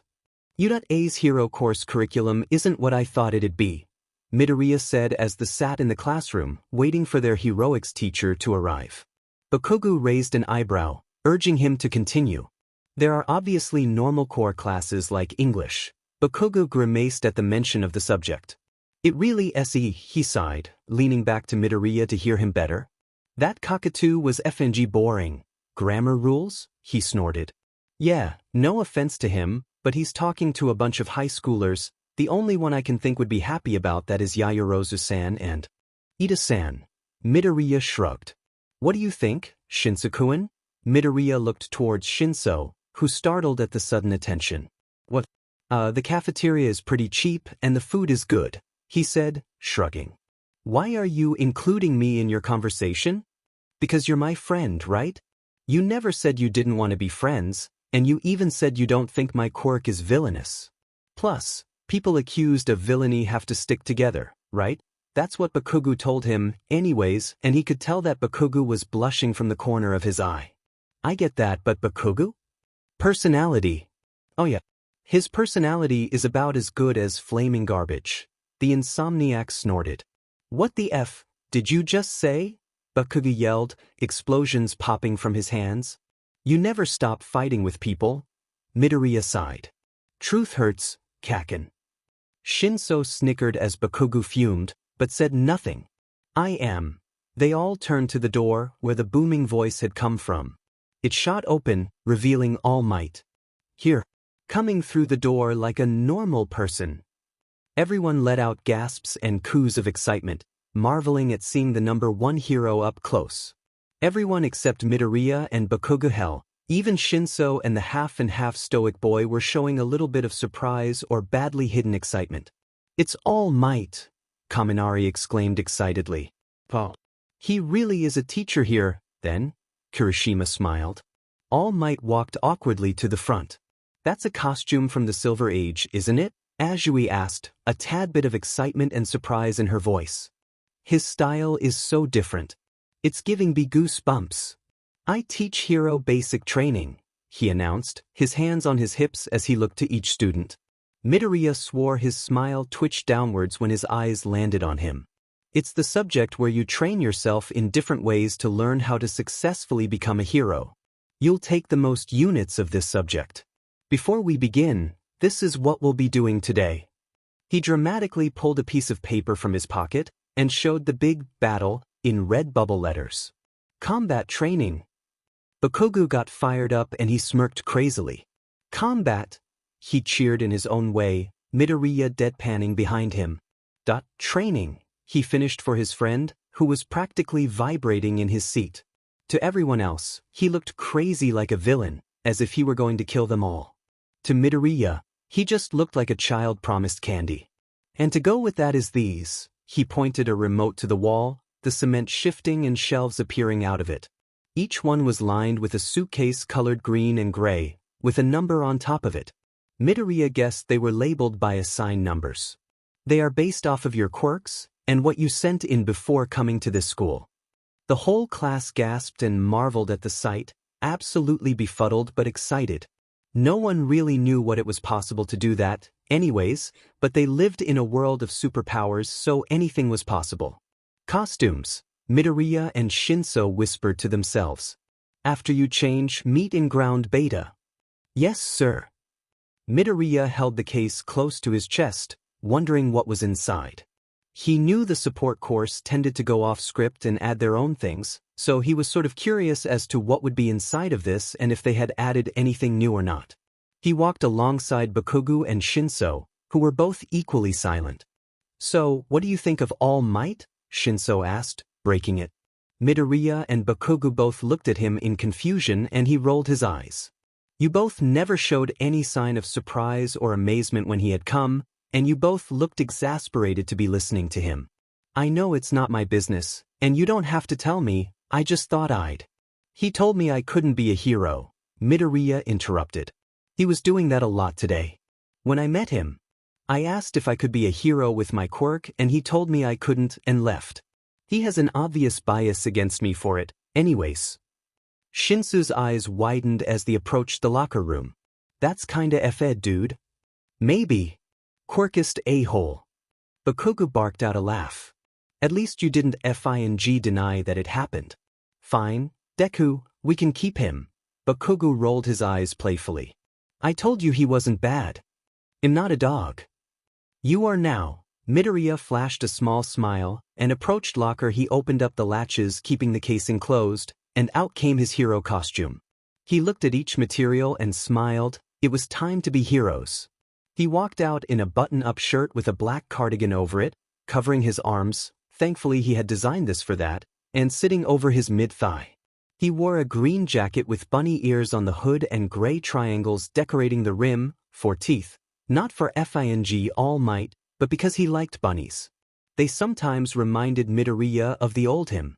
A mouth guard hung around his neck, since he didn't bother putting it over his mouth, and chains rested around his arms, neck, and ankles to resemble cuffs. He thought it looked nice. He had a utility belt, filled with candy, medical supplies, and H&D-CFFS. There were clips on his head that acted sorta like sensory things, since being around his father, Bakugo, and Bakugo's explosions really hurt his hearing. He turned to Bakugo as they walked out of the tunnel. "Wow, you look like a walking explosion," he said monotonously, making Shinso snort. He turned to the other boy and eyed him, wondering why he lacked a hero costume. "Oh, they said it wasn't ready yet or something, so they gave me the parts that we're done with," he explained, and Midoriya nodded. "They say clothes make the man, young men and ladies." All Might smiled in his signature pose. Midoriya looked to himself, then Shinso, and then Bakugo. Bakugo, out of the three, was really the only one dressed up. Midoriya could be mistaken for a middle schooler, and Shinso looked like he was in some sort of unfinished cosplay. Be very aware, from now on, you are heroes. Midoriya found this to be very manga-like they were in a manga. He swore he saw Aoyama, Shuji, Ida, Uraraka, Shinso, and Bakugo get a freeze-frame shot in the sunlight when All Might had said that. This is great, students. You all look fantastic, he smiled, but Midoriya didn't think that was anything new. Most of his classmates were over the top or too basic. The only ones who had really looked like they had a balanced hero costume was Uraraka, Azui, Kirishima, and Siro. Although Siro's was hilarious, he literally looked like scotch tape. It wasn't like Kaminari's or Jairu's or like Ida or Aoyama. Bakugo might be balanced, but his grenades ruined the image for Midoriya. Now we shall begin. Everyone began to look around at each other's costumes, seeing what their newly found friends had picked out.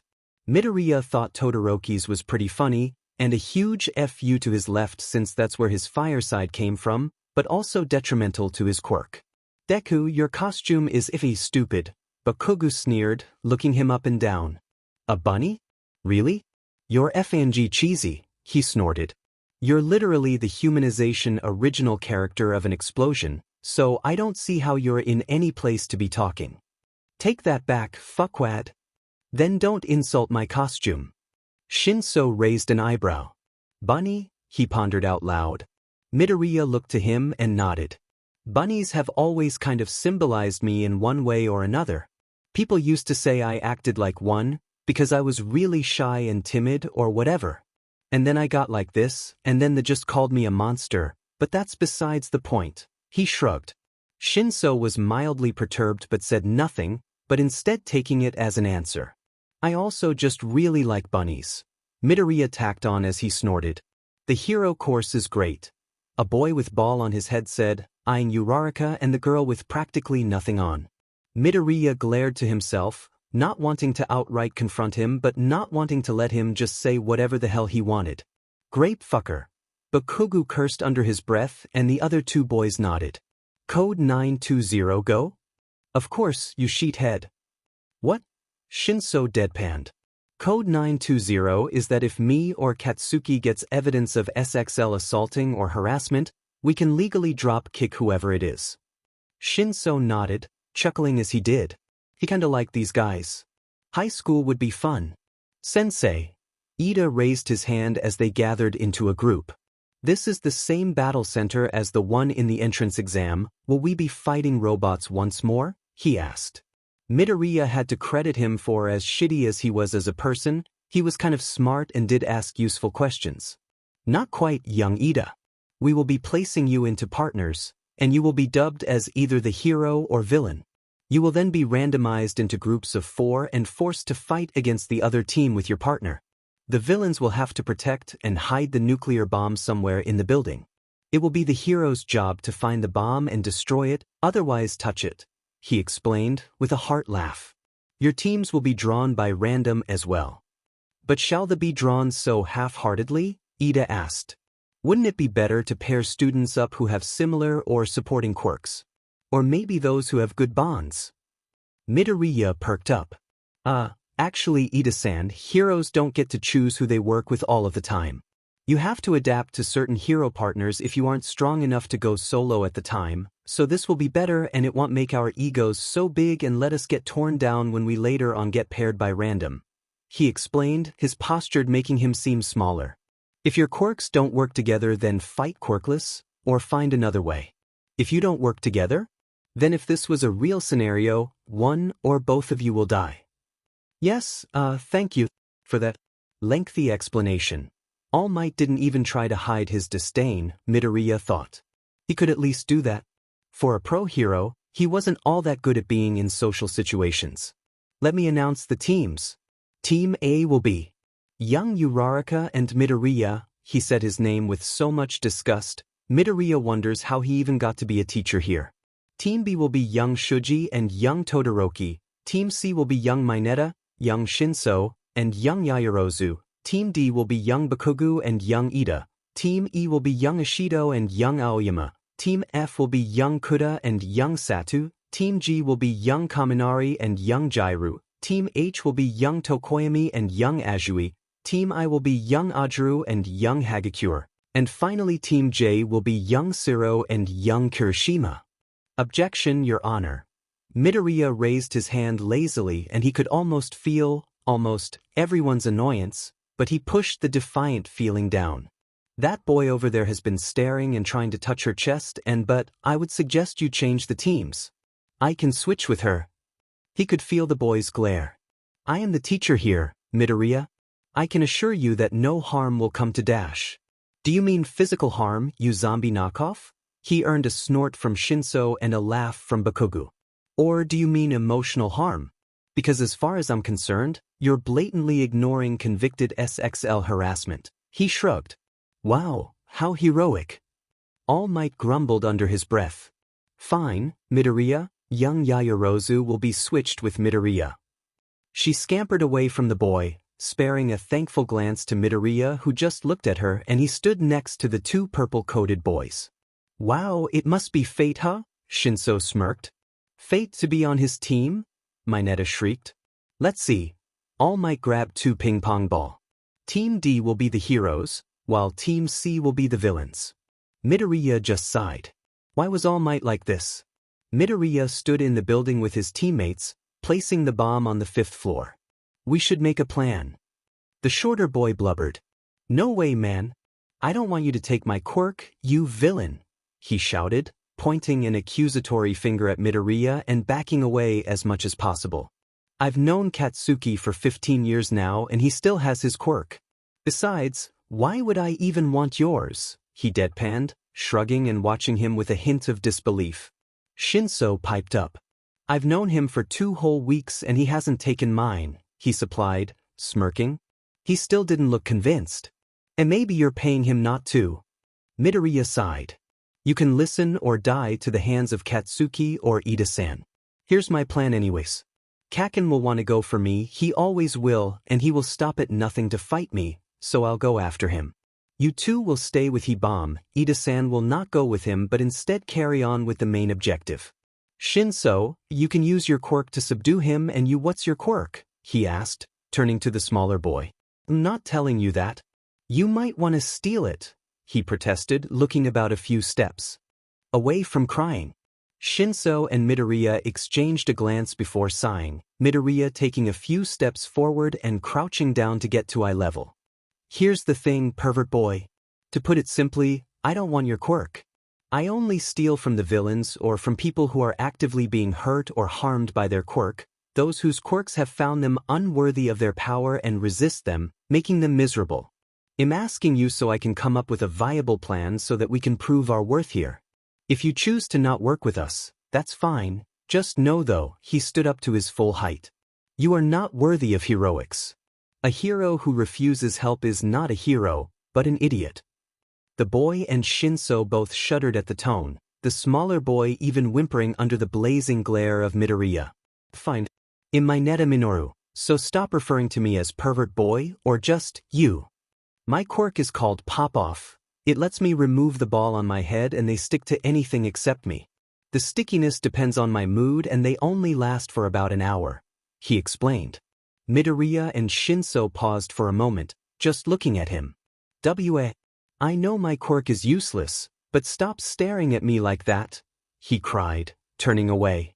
Midoriya crossed his arms and looked to the ground, turning towards the wall and picking at the skin of his finger. When Shinso takes Ida-kun under his control, Mineta-san can incapacitate him. When I beat Katsuki, we'll have one. Shinso raised an incredulous eyebrow. When you beat Bakugo? I don't think I've ever heard you so confident. He smirked teasingly. Midoriya paused the tapping of his bicep, looking up towards the window that let the sunlight shine through. Katsuki always asks to spar. We spar every single week. Been doing it since elementary school when we both had our quirks. He drags me out at the crack of dawn when I'm half asleep, and lets me spar when I'm bloodied and bruised. But, he let his hands fall to his sides and looked to Shinso. His eyes glared underneath the sun's rays, shining through the mesmerizing color and making him look so much more frightening. He's never beaten me. Not even once. Shinso shivered, making a weird groaning noise. You're creepy as hell. See? Villain material, right there. Mineta pointed. Oh, shut it, knock off grape juice. You have an actual diaper on, go sheet yourself and cry about it, he snorted. I think they're starting in a few, let's take positions. Midoriya stood by the door, while Shinso and Mineta stood by the bomb. One of you should be by the bomb at all times, Midoriya said. Unless I specifically call for your help, or someone is in danger or dying, don't you dare leave its side. Both boys nodded. Sir, yes sir. Shinso lazily saluted and Midoriya nodded back, turning to the door. Sorry for glaring earlier, people always tell me I'm scary when I do that, so I thought I'd try it.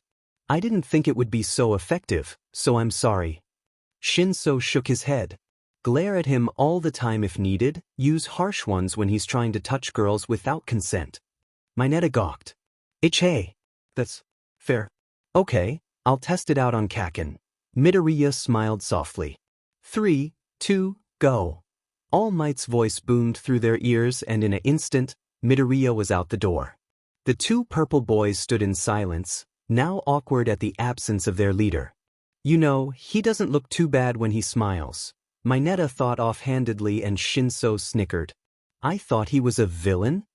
Midoriya ran through the halls and jumped down railings of stairs, trying to find where Bakugo and Ida were located. Deku, a resounding scream echoed through the walls. He tooted, if this were real then Bakugo would probably be dead. Not the best for stealth. He hid behind a wall where he heard footsteps.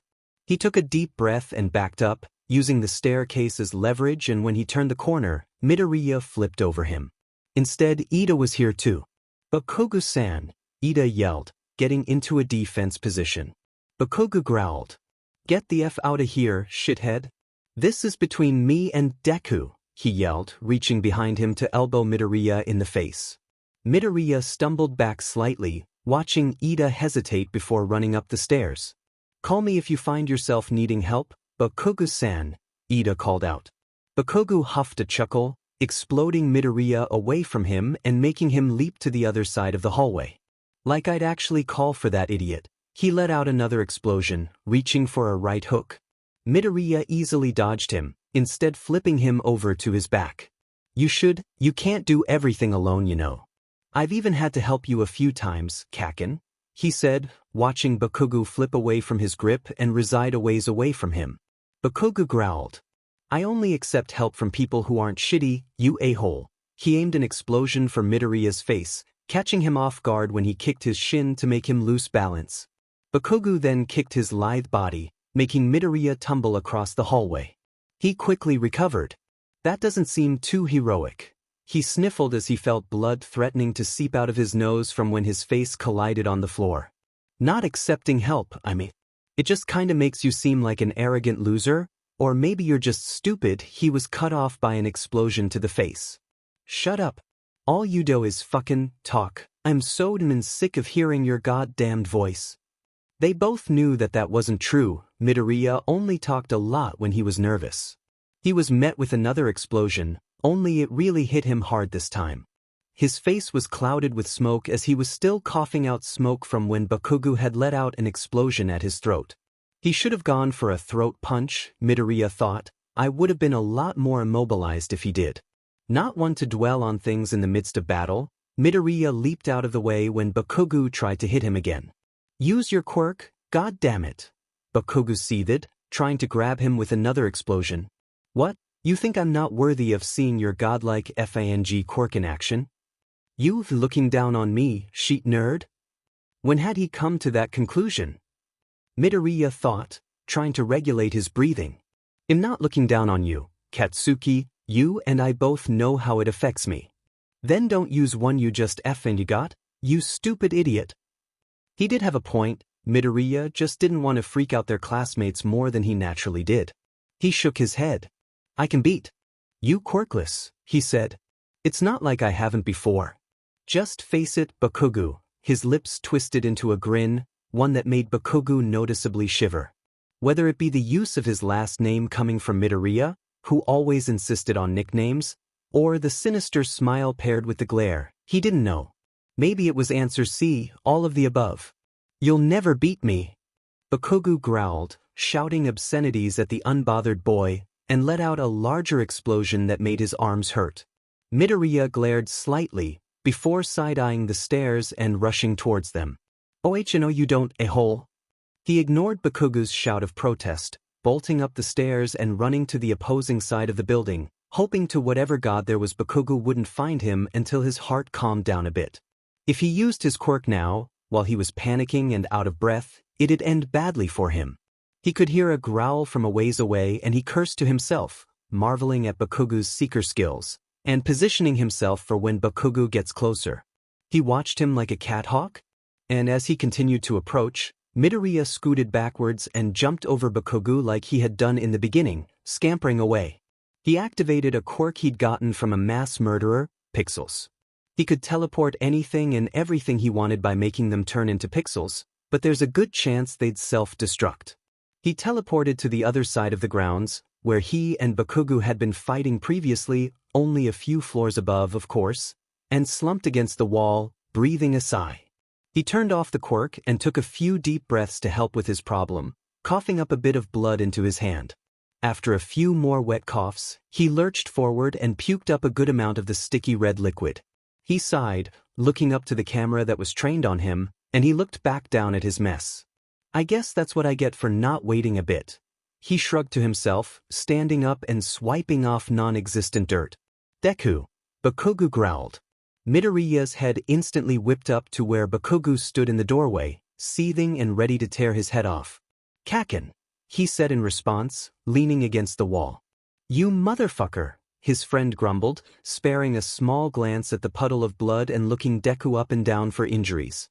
When he saw the little streak of red trailing from his mouth, he tensed up again and got into a defensive pose. Alright, I guess we're fighting. He barely dodged the explosion aimed towards where he previously stood, hitting Bakugo on the back of the head and kicking the back of his knees. Bakugo whipped his hand around, effectively pushing Midoriya back with a gauntlet to the face. Since you're a little FING stalker, I don't need to tell you the exact mechanics, which saves my monologue a bit of words. Bakugo grinned. It's loaded with my sweat. If those support fuckers made this the way that I asked, this will store up my sweat. Katsuki. Midoriya looked up at him. If you do that I'll die. Midoriya, what did you just say? I thought you guys were friends, what the F dash? Midoriya ignored Shinsu's voice. You won't die if you dodge. Bakugo-san, what are you saying? Bakugo ignored the sound of Ida's voice. Where will I dodge to? Midoriya asked softly. Bakugo didn't hesitate. If you don't then I guess I'm killing my best friend. He watched Bakugo swipe back at a piece of metal, revealing a pin. If I don't dodge then I guess I'm dead at the hands of my best friend. Let's see who wins this. Midoriya smirked as Bakugo pulled the pin. Gogu! Suddenly, the building shook with an explosion and flames, along with an ear-splitting scream. Young Bakugo, what happened? All Might asked. Bakugo growled and immediately sprung into action. Are you serious? You didn't even try to stop me? You knew it had the potential to kill that sheet nerd and you only say something after? Bakugo screamed, his voice cracking with the fear of the possibility that Midoriya might not have dodged like he thought he would have. Midoriya? Midoriya? Respond, please, you might actually be FNG dead. Midoriya faintly heard Shinsu's voice but stood up, swaying on his feet. He walked to where Bakugo was frantically searching for him, and took out the roll of tape they'd been provided. Capture tape. You motherfucker, I told you to. He wrapped the capture tape around Bakugo's wrists. I win. He grinned as Bakugo looked at him in disbelief. Midoriya wrapped it over a few times to secure it, and he heard All Might reluctantly call out Bakugo's capture, along with Ida's capture shortly after. Villain team wins. Midoriya pinched his eye to squint, half his face being covered in burns. Alongside his arm and a bit of his torso. His hair seemed a little burnt, and it smelt kinda bad, but he could deal with that later. He just wondered how much more it'd hurt when his dad decided to cut him again. Now that the young heroines are here, can someone tell me who the MVP of the battle was? Yaoyorozu raised her hand. I believe it to be Ida-kun. He carried on with the original task at hand, effectively playing his role as hero. Bakugo-kun and Midoriya-kun were caught up in their own personal battle, whilst Shinso and Mineta followed a haphazard plan. Ouch, Midoriya thought. He'd been pretty proud of that plan too. I actually think it was Midoriya-chan, Karo, a frog girl said, pointing to the boy who was burnt. Also, I think you should go to the infirmary. Bakugo growled and took Midoriya by the hood, dragging him away. The students looked at the pair for a couple of moments before Azui continued. What was the original plan, Shinso-chan, Karo? Azui asked. Midoriya knew that Bakugo was going to try to fight him no matter what, and told me and Grapist over there to guard the bomb and deal with Ida. I was supposed to use my quirk to take Ida by surprise, and then Mineta was supposed to immobilize him. But that little sheet didn't stick to the goddamned plan. Midoriya-chan formulated a plan that was accustomed to Bakugo's desires and lead him around to give you guys more time to work it out by yourselves, Karo. If he had tried to go for Ida-chan, Bakugo-chan might have harmed his partner, so he didn't. Midoriya-chan fought Bakugo-chan without his quirk, and even immobilized him, Karo. Azui explained. There were small murmurs of agreements, but mostly disagreements. Azui shrugged it off. That's just my opinion. Thought I'd share, Karo, she said. All Might looked like the one who disdained Midoriya the most, but she shrugged it off. Maybe it was something personal. Or maybe All Might was quirkist, because if he was then he'd lost her respect. Midoriya wasn't an inherently bad person. He even switched Yaoyorozu out for the sake of her not being on a team with Mineta and Uraraka not having to work with him. He seemed with good intentions and she could respect that. Midoriya woke up in the hospital with Bakugo off to the side of him, watching him. Why didn't you FING dodge, you idiot? He asked. Midoriya sat up. Good afternoon, then. I did, that's why I'm not dead right now. I couldn't dodge fully to come out unscathed because I had no more room to dodge to. Bakugo glared to the ground, biting his lip. Oh good, you're awake, young man. Recovery girl waddled in. Midoriya was surprised that she'd even healed him. Thankfully, it did not scar, and your burns were healed fine. But I am concerned about one thing. She frowned until her eyes cast onto Bakugo. I have a sneaking suspicion on what this may be about, but it's fine. He can stay. Midoriya reassured, and she looked at him for a moment before sighing. Yes, your arms, dearie. Do you self-harm? Midoriya looked down at the bandages wrapped around his left arm. No, he replied. I don't want to tell you where they came from, and I don't feel obligated to. But thank you for not refusing to heal me, I deeply appreciate it. He bowed awkwardly. Recovery girl frowned, and so did Bakugo. All right, dearie, but you will have to talk about this one day, okay? If I see those again I'll quiz you on them and I won't let up. And it's my job to heal people who are injured, why would I have refused to heal you? Quirk discrimination, Bakugo answered for him. They see his quirk and think he's about to rip the place apart. Sheethead didn't want to see you this morning for them because he thought he were gonna refuse service. He grimaced. Recovery girl frowned. I would never refuse to heal a student. Never, she reassured. I will always heal your injuries, Midoriya, whether you think they're serious or not. Now, school has ended just about now, I think it's time you get your stuff and head home, she said. Midoriya nodded, getting up on unsteady feet and bowed again. Thank you once more for your kindness, Recovery Girl Sensei, he said. Oh please, no need for such formalities, just call me Recovery Girl, she smiled. Now run along. Go be teenagers somewhere else. Midoriya nodded, following Bakugo out of the room. Maybe this day wasn't as bad as he thought. When Midoriya got to the gates of Yude, he didn't expect reporters to be swarming them. He didn't see Bakugo today, probably got tired of waiting for him, or left without him since he got up late. He didn't wake up at his normal time, and couldn't escape out of the window, so his dad had held him up. Exasperated and tired, he sighed at the sight and pushed through them. He tried to just push them, but cameras and microphones were shoved into his face at every chance the reporter got. I'm actually supposed to be going to school right now, so, he was cut off by a reporter grabbing his arm. What is All Might like as a teacher? Is he good? What does he do? What class does he teach? He froze at the feeling of hands around his bandage's wrist. His hands wrapping around his frail wrist, dragging him to the bedroom and pinning him down. the clammy fingers around his wrist, digging into his skin and curling around it. The disgusting feeling that made him want to claw his eyes out, to break the person's hand and wrist, to snap every single pathetic bone in their goddamned body. "If you ever touch me again, I'll kill you," he glared, making the woman shudder and let go. He quickly realized his mistake and paused, clearing his throat and fumbling with his sleeve. "Stop harassing high schoolers for your scoop. Go do that with adults, you self-centered assholes." She glowered with anger at that. "Excuse me, young man? I am not a self-centered a-hole. You should be thankful I'm interviewing you. This is a once-in-a-lifetime experience for someone like you, so..." Now Midoriya was exasperated and tired. "You're putting your hands on me," he pointed out. "And you're crowding the gates. I'm trying to go to class. This is assault, exploitation, and illegal interviews. Go away." Suddenly, he was pulled back by calloused adult hands, making him panic as he almost swung his elbow back at them before he realized it was Aizawa. "He's right, you know.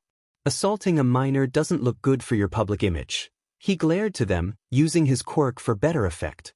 He used his ID to get himself and Midoriya in, and the reporter tried to follow him in before the gate closed in her face. She yelled something about illegality, or unfairness. Midoriya didn't know since her voice was so undeniably annoying he couldn't even hook his ears onto it. Aizawa sighed and let go of him. "Sorry about that, kid. You okay? I didn't notice you were there." Midoriya nodded, gulping. "I don't like being touched by strangers," he said, placing his trembling hands in his pockets. "She was annoying me." "Sorry for speaking back at her." Aizawa raised an eyebrow. "You had every right to. She shouldn't have grabbed you at all, much less try to interview you illegally. They shouldn't be here at all, the police are coming to escort them away." Midoriya took a deep breath, making his lungs feel like they were on fire. "I gave her a death threat." Bakugo screams death threats all the time. "Not to mention his manslaughter attempt on you yesterday." Midoriya shrugged. "I'm already sorta villainous, I don't need anything else on my name. I don't want them to have live streamed that, though. I don't want my face everywhere." Aizawa nodded. "We can get them to delete the footage." Midoriya nodded. "Thank you, Eraserhead-sensei." He bowed slightly and walked away, not giving Aizawa the chance to correct him. Walking up the stairs and through the halls, he approached the huge door of 1A. He stepped inside and dropped his bag near his desk, slumping in his chair and reaching for Bakugo's hand.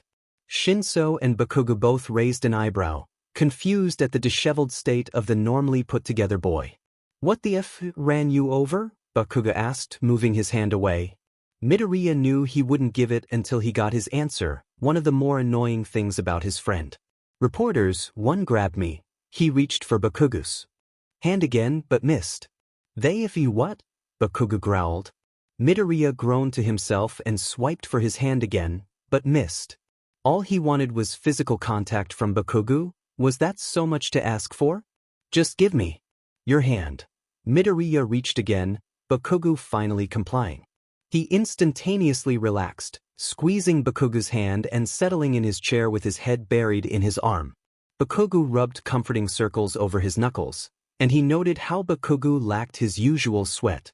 "You good, Midoriya?" Shinso asked, pinning an eyebrow in concern. Yaoyorozu looked over Mineta's head, her eyes showing concern as well. Mineta didn't look too concerned, but Kaminari and Jairu peered over at Midoriya. "Sheet nerds FNG fine, the reporters outside are FNG dogs," and jumped on Bakugo spat, glaring and looking away. "Today, we'll be electing class representatives."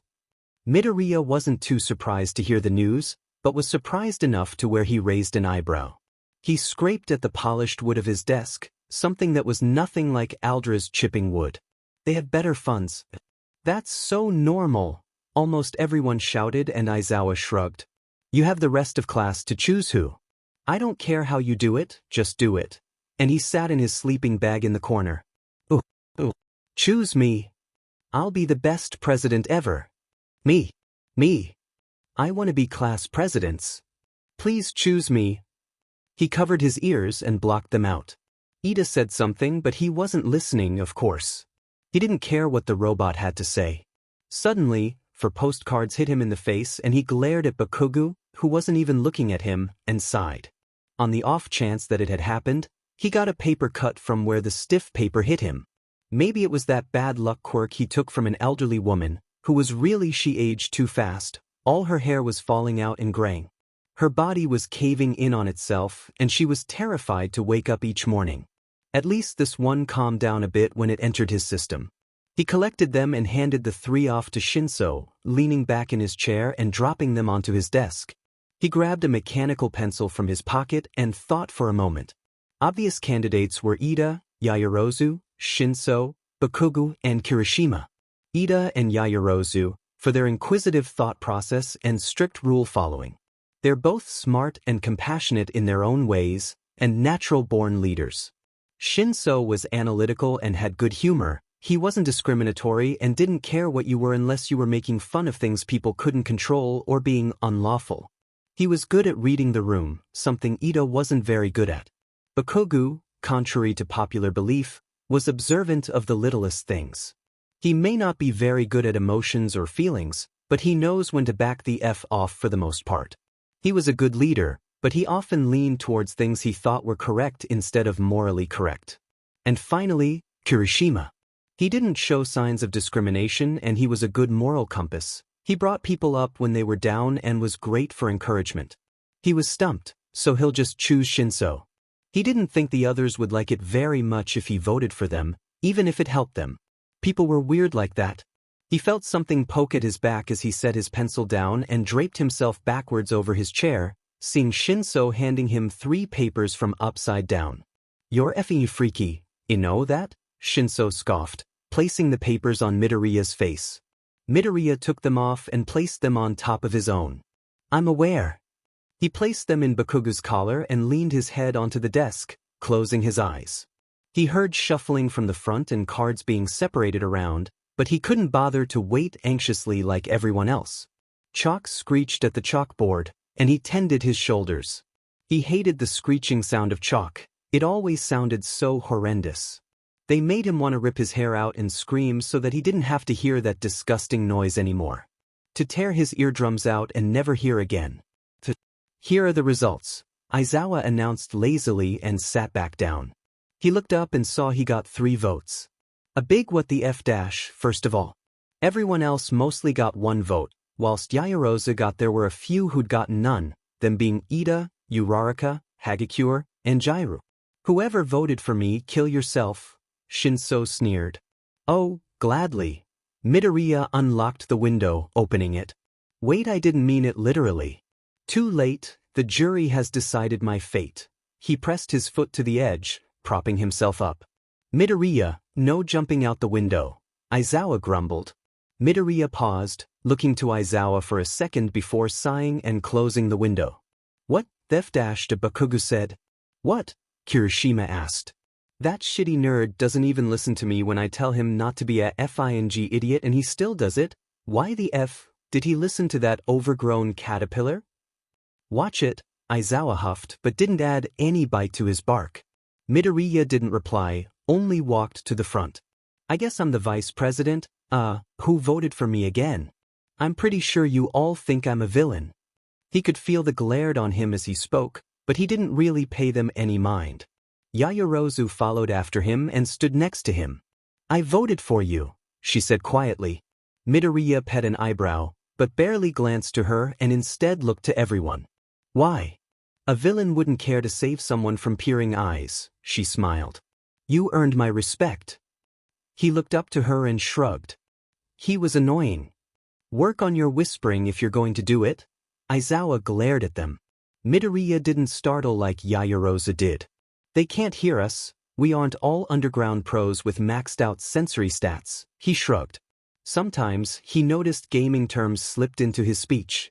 He did play on his phone a bit, and even made a friend through an online chat room in a game called Daydreaming Nightmares. You choose a character role to play and the storyline is mixed and odd, but funnily endearing. He kept his computer and phone at Bakugo's house, though. Their username was Tenkowasticade, which was an odd username, but who was he to judge? He literally had Mimumiko as his. His friend got angry sometimes, but he was nice. At lunch, Midoriya sat with Bakugo and Shinso. What was this that maxed out stats thing you said? Shinso asked. Midoriya looked up to him, in the middle of taking a bit of his food. He swallowed, coughing slightly at the spiciness. Video game freak. Bakugo answered for him. Shinso nodded. Figured. What game? Still on daydreaming nightmares, Midoriya shrugged. Shinso spluttered. You have that? Aren't they always sold out? Midoriya nodded. Got lucky, I guess. I chose the anti-hero to play, that way I can live freely. Doesn't he kill people all the time? And eat them? Shinso thought for a moment. And blow things up? He kills people because they're annoying. He eats them before they disappear because he's starving himself after giving all his food to starving animals who got in the game and little kids who were separated from the local town. Midoriya explained. I'm on the part where the girl finds him and feeds him. All this FING sheet talk is making my brain cells explode, Bakugo grumbled. Talk about something else, for F's. Excuse me, Yaoyorozu asked. They looked up to her, wondering what she was doing. Can I, sit here? With Jiraiya also? Mineta is near our usual table and he keeps making obscene comments, and both of the tables near yours is crowded, so I thought. It's fine, Yaoyorozu. Right? Midoriya turned to Shinso and Bakugo. I don't call the shots, don't look at me. Shinso put his hands up in a defensive pose. Only because that grape F is the one FANG tormenting you sheets, Bakugo huffed. Yaoyorozu smiled. Thank you so much. They said yes. She smiled to her friend. Suddenly, they were a group of 5 eating together. It was mildly awkward at first, the boys not wanting to just jump into their conversation again and the girls just eating their food in silence. So Midoriya, Jiraiya started. This might be a little personal, but I'm pretty sure during the battle exercise yesterday you said you only got quirks from people suffering, right? Midoriya assumed she could read lips to AT, because there's no other way she could know that. Yeah, I don't like stealing quirks. Whenever I take them, it's always since, but if I'm being attacked by someone I can accidentally end up taking it. If they're dead, I can take their quirk until their heart stops beating or their senses leave them fully, he explained. Jiraiya nodded, if not looking slightly disturbed. How often do you even get into trouble? She asked. The last time I got cornered was 3 weeks ago, he said. It was by Toshiaki now. On average I'd say about 1 to 3 times a week, but I haven't really left my house except for school. The table paused their movements. Do you mean they convicted? Yaoyorozu trailed off as Midoriya nodded. Oh dear. What the F, you a-hole? Bakugo yelled, slapping the back of his head and making Midoriya make a noise of surprise. You're supposed to tell me this sheet. Sorry, I had already accidentally taken his quirk and then the police came, so I didn't think it was that big of a deal. He shrugged. No, that's a stupid question. What did he do to you? Shinso asked. If you're okay with sharing it, of course. Midoriya paused and turned to the girls. Are we friends? He asked. They looked at him, confused at the sudden question, until Bakugo jumped in. He only tells this sheet to his friends, so he's asking. Bakugo translated. Didn't know the difference between keeping it vague and oversharing, he snorted. That was when I was 6, Katsuki. Midoriya deadpanned, nudging his ribs. Even I knew the difference, fuckwad. Bakugo elbowed him back. Jiraiya started. We can be friends if you want, I mean. You don't seem inherently bad, and you told off All Might, which was pretty cool. He might be number 1 hero, but he's definitely not very good at reading social cues, she shrugged. I would love to be friends with you, Midoriya-kun. Yaoyorozu smiled, clasping her hands together. Midoriya nodded. Good, I'm glad. Anyways, he cornered me to the wall and felt up my shirt. Then, he kissed my cheek and bound my hands and legs together with his quirk. In a panic, I accidentally took his quirk and I think he passed out. He shrugged. They looked at him in alarm, at how laid back he was about this entire thing. He had been assaulted and yet he brushed it off like it was nothing. Dude, what the F dashed at Shinso deadpanned? You're seriously something else, Midoriya. I don't even know if I should compliment you or comfort you, Jiraiya said, mildly perturbed. That's horrible, I'm so sorry Midoriya-kun. Yaoyorozu frowned. You kept this from me? Bakugo seethed, pulling Midoriya's hair. Ow ow ow ow ow. You shut your mouth, you are supposed to tell me this sheet. I didn't think it was all that serious, plus, it was at like 3 a.m. and you were asleep. Bakugo growled at him, pulling his hair harder. Katsuki, you're gonna rip my hair out. My scalp is aching, Kaken. Suddenly, the alarms blared throughout the school. A gut-wrenching, eardrum-blasting noise signaled throughout the room and people immediately stood up and ran. Bakugo called the attention of someone. What the F is happening? It's, someone broke in. This alarm has never happened. We have to get out. Evacuate, a second year said, stumbling back and running. Shinso breathed out. We should have a hold on someone so we don't get lost, he said, grabbing Midoriya's arm softly and obviously, to let Midoriya know what was going on since he had expressed he didn't like touch. Midoriya didn't seem to bat an eye, grabbing Bakugo's hand and looking to the girls. Yaoyorozu, you can grab Shinso and we can stay together, he said, and the taller girl nodded, taking a hold of Shinso's forearm, and they walked into the squirming swarm of students.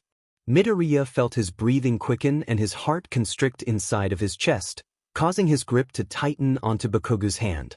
Bakugo swiftly readjusted the positioning of their hands, interlocking his fingers with Midoriya's for a more secure grip. People start to try to walk through his and Shinso's hands, walking around or just staying there.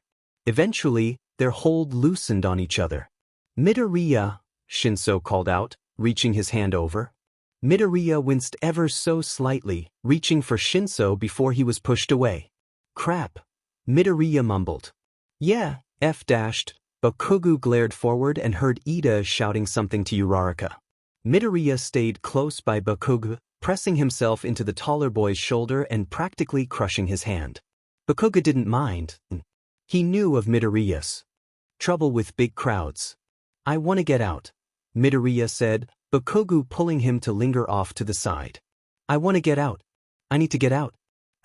Kakendash, he felt their fingers breaking apart by Bakugo's excessive sweating. Bakugo cursed, trying to grip tighter, but people pushed through them. And then his hand in Midoriya's was no more.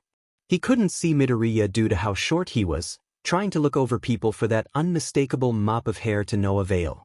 Midoriya was breathing heavily, letting himself be pushed around and smushed. He needed to get out. He scratched at his skin, his neck, his arms, his breath staggered and stumbled. He needed to get the F out of here. Out. He needed to get out of here. There are bugs crawling on him. Get them off. Out. The cockroaches were planting themselves underneath the skin of his arms, and ants were making their tunnel system in his throat. Disgusting, dirty. Get him the F out of here. Suddenly he wasn't there anymore. He saw white, blue, and pink triangles fading from his fingers and feet, meaning he had activated his quirk. He staggered to his feet, looking around cautiously, noticing a door open and a boy in the room, searching through files. Hello, he said awkwardly, almost wincing at his voice crack. The boy looked up to him, startled, before settling in a defensive position. What do you want? He growled. Not much really. I just accidentally teleported here, he shrugged. People were pushing me in the crowd, got separated from my friends. Everything itched, and then I wasn't there anymore, but here. The boy raised an eyebrow. Itched, you say? He asked in a scratchy voice. Midoriya nodded. That's what happens when I panic, or something goes awry. Cockroaches crawl under my arms and feet so I can't move, and then ants make their tunnel systems in my throat. I scratch to get them out, he rubbed his neck. He dropped something to the floor subtly, but Midoriya picked up on it. I like you. You're very interesting for an NPC. How maxed are your stats? Midoriya's eyes gleamed at the terminology. My health bar is 22,839 and I'm currently at 18,394 HP, but that's because of the scratching and yesterday. My attack is at 1,283 and my defense is 732, but those are because of my quirks. My speed is 231 and my charisma isn't marked by me, but that's because I'll need a second opinion. What about you? The boy looked delighted and surprised at how well Midoriya had adapted to his terminology and speaking methods. My HP is 10, my attacks are at 3,482 and my defense is 271, while my speed is 62. Midoriya offered a small smile. I'm glad you speak in video game terms. They're easier to understand. The boy agreed. You seem like another playable character. What's your gamer tag? Midoriya Izuku. Special ability? All for one. He dropped his smile, but didn't let himself look threatening. If I touch someone with all 5 fingers and manually activate it, I can take a quirk. The boy looked at him with surprise, bemused but amused all the same. Well, is that so? I know someone who has a quirk like that. He smiled beneath his hand mask. Really? Midoriya smiled.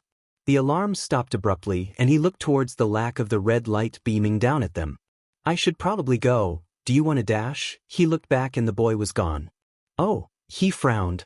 He was nice too. Huh? He saw a piece of paper down near his feet. I'll see you soon, he read, with a small smiley face off to the side.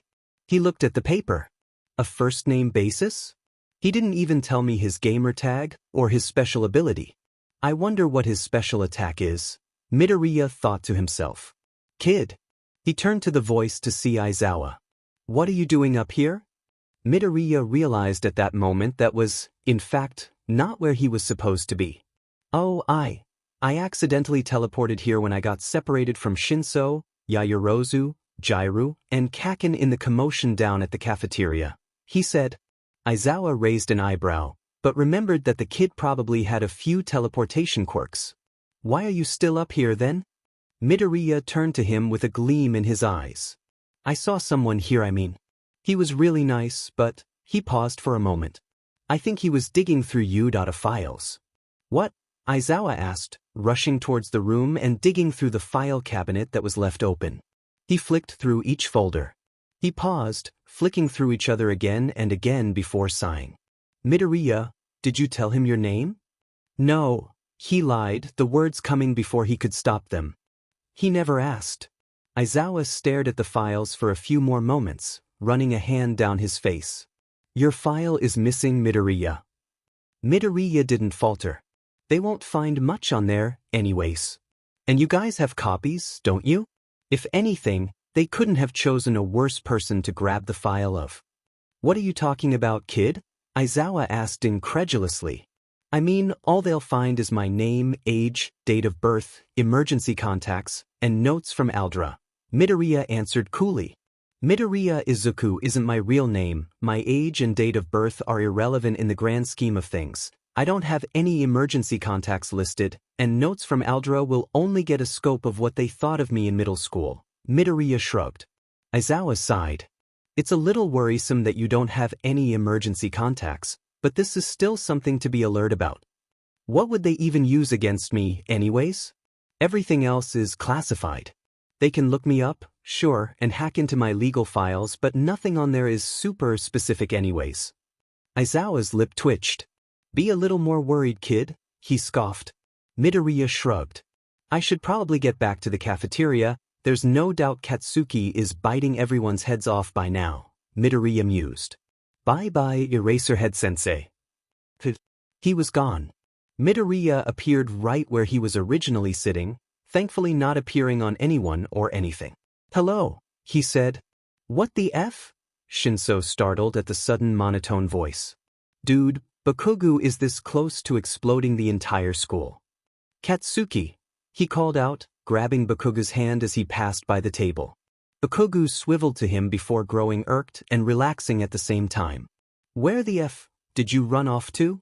Ekich, Bakugo growled, pulling Midoriya's cheeks. I accidentally teleported to one of the staff floors, nothing too bad, and then Eraserhead-sensei caught me. He half lied, his speech coming out funny. Bakugo just growled and released him, taking his seat next to him. Don't if he do that, a-hole. Yeah, he was this close to biting his head off. Shinso said, smirking and taking a bite of his food. They gave us a couple of extra minutes, so hurry and eat. Jairu snorted. He really was about to. How'd you teleport? She paused. Stupid question. I have a quirk called Pixels, Midoriya was already explaining. And it lets me transport things somewhere. There's an off chance I could transport myself or other things outside of the universe, so I try not to use it often. Since I used it recently, it went into my quirk's hotbar, and instead of me grabbing a safer quirk, I accidentally grabbed that one. Yaoyorozu frowned. So when you teleported in a panic, you could've. She trailed off. Teleported myself outside of existence, yeah. He blew on a piece of his food although it was cold, shaking his head slightly and placing it into his mouth. If I did that, then all your memories of me would go too. Bakugo snorted. Midoriya pet an eyebrow at him. Do you think I'm joking? No, it's just that I wouldn't know how to effing you walk if you did that. Yaoyorozu chuckled heartily as Jiraiya giggled, the sight being pretty funny. Shinso snorted. I'd pay to see that. I'm more tempted to do it now. That'd be kind of funny, Midoriya said, taking another bite. No, Ida posed as the exit sign earlier during the mass panic. Jiraiya said offhandedly to Midoriya. I'm pretty sure you missed it. Jiraiya, we should not gossip like this. I'm sure it was very embarrassing. Yaoyorozu lightly scolded. Shinso chuckled. It was pretty funny. Shinso. Motherfuckers seriously posed like it. Got a goddamned picture too. Bakugo pulled out his phone and Midoriya looked over his shoulder. Bakugo! Yaoyorozu exclaimed in horror. Holy shit, I need to see that. Shinso looked over Bakugo's other shoulder. It was a perfect photo, with Ida in the dead center and with pretty good lighting too. Did you put it in portrait mode? Jiraiya asked. Bakugo snapped his head to her. Why the F does it matter? Photographer Kaken. Midoriya whispered. Can you send it to my phone? I'm pretty sure it's at your house. Whatever. Bakugo put his phone back into his pocket. Why would your phone be located at Bakugo's house? Yaoyorozu asked inquisitively. Midoriya shrugged. I don't want it to break. I'm pretty sure it has a higher chance of breaking at Bakugo's house, Shinso said. Midoriya wore a ghost of a smile, his lips quirking upwards. No, he treats my stuff with care. He might as well kiss them goodnight and tuck them in, because my phone comes back in better condition than I left it in. Oh, Bakugo growled. Midoriya shrugged, opening the door. Class president, someone exclaimed upon seeing Yaoyorozu. She blushed a bit, smiling softly. Oh wait. Midoriya cleared his throat. I, Midoriya Izuku, would dedicate my duties to Ida Tenya, as I see him more fit to do this. He shrugged, ignoring Ida's exclamations of surprise. Take it, dude. Kaminari smiled. He appointed you. I suppose he did, Ida said. I will take on the job of vice class president. Midoriya sighed, sitting down and placing his head in his arms. I'm too tired for him to be screaming. Aizawa frowned as he and his co-workers sat in a U formation, Netsu having called a meeting to discuss the break-it. I think a logical conclusion would be to assume this was in par with the reporters, he asked, smiling. Aizawa sighed. Now was as good of a time as any. I found Midoriya on floor 4B section. He claimed he had teleported there on accident due to the panic of the students in the cafeteria as he had gotten caught in the crossfire. They looked at him in a way to say, carry on, and he did. He had claimed someone was digging through the file case of room 5. Gasps resounded around the room. He rolled his eyes at how dramatic it was. Nothing was stolen, except for his own file. Why would the listener's file be taken? Wouldn't they want All Might, or one of us? Yamada asked. Aizawa shook his head. They seemed to have wanted only Midoriya's. They seemed to have talked before that, seeing as Midoriya claimed he was nice. Midoriya was most likely stalling, trying to get a grip on what exactly they were doing. He should have called one of the staff members earlier, or have tried to apprehend the person. All Might frowned. Putting aside your obvious bias against him, he's a 15-year-old teenager, how would he apprehend them? Kiyama exclaimed, throwing her hands up. Continue, show. The cabinet on where we keep upcoming field trips and events was closed and locked like it always was, but the student file cabinet was wide open. Midoriya's was the only one missing, and nothing else was opened. Midoriya had assured me he had nothing they could use against him on there. He had told me he did not mention his name whatsoever, but I could just barely tell he had been lying. Oh dear. Nedzu struggled to keep his smile. I can't have my newly found student in danger, now can I? Let us check the footage. Nedzu swiftly put where the cameras had looked down over the hallway, and pressed play.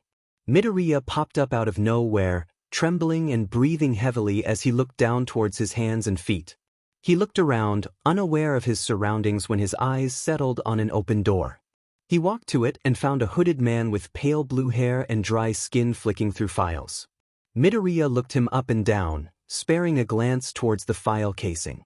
Hello, he said, his voice cracking as he went to clear his throat.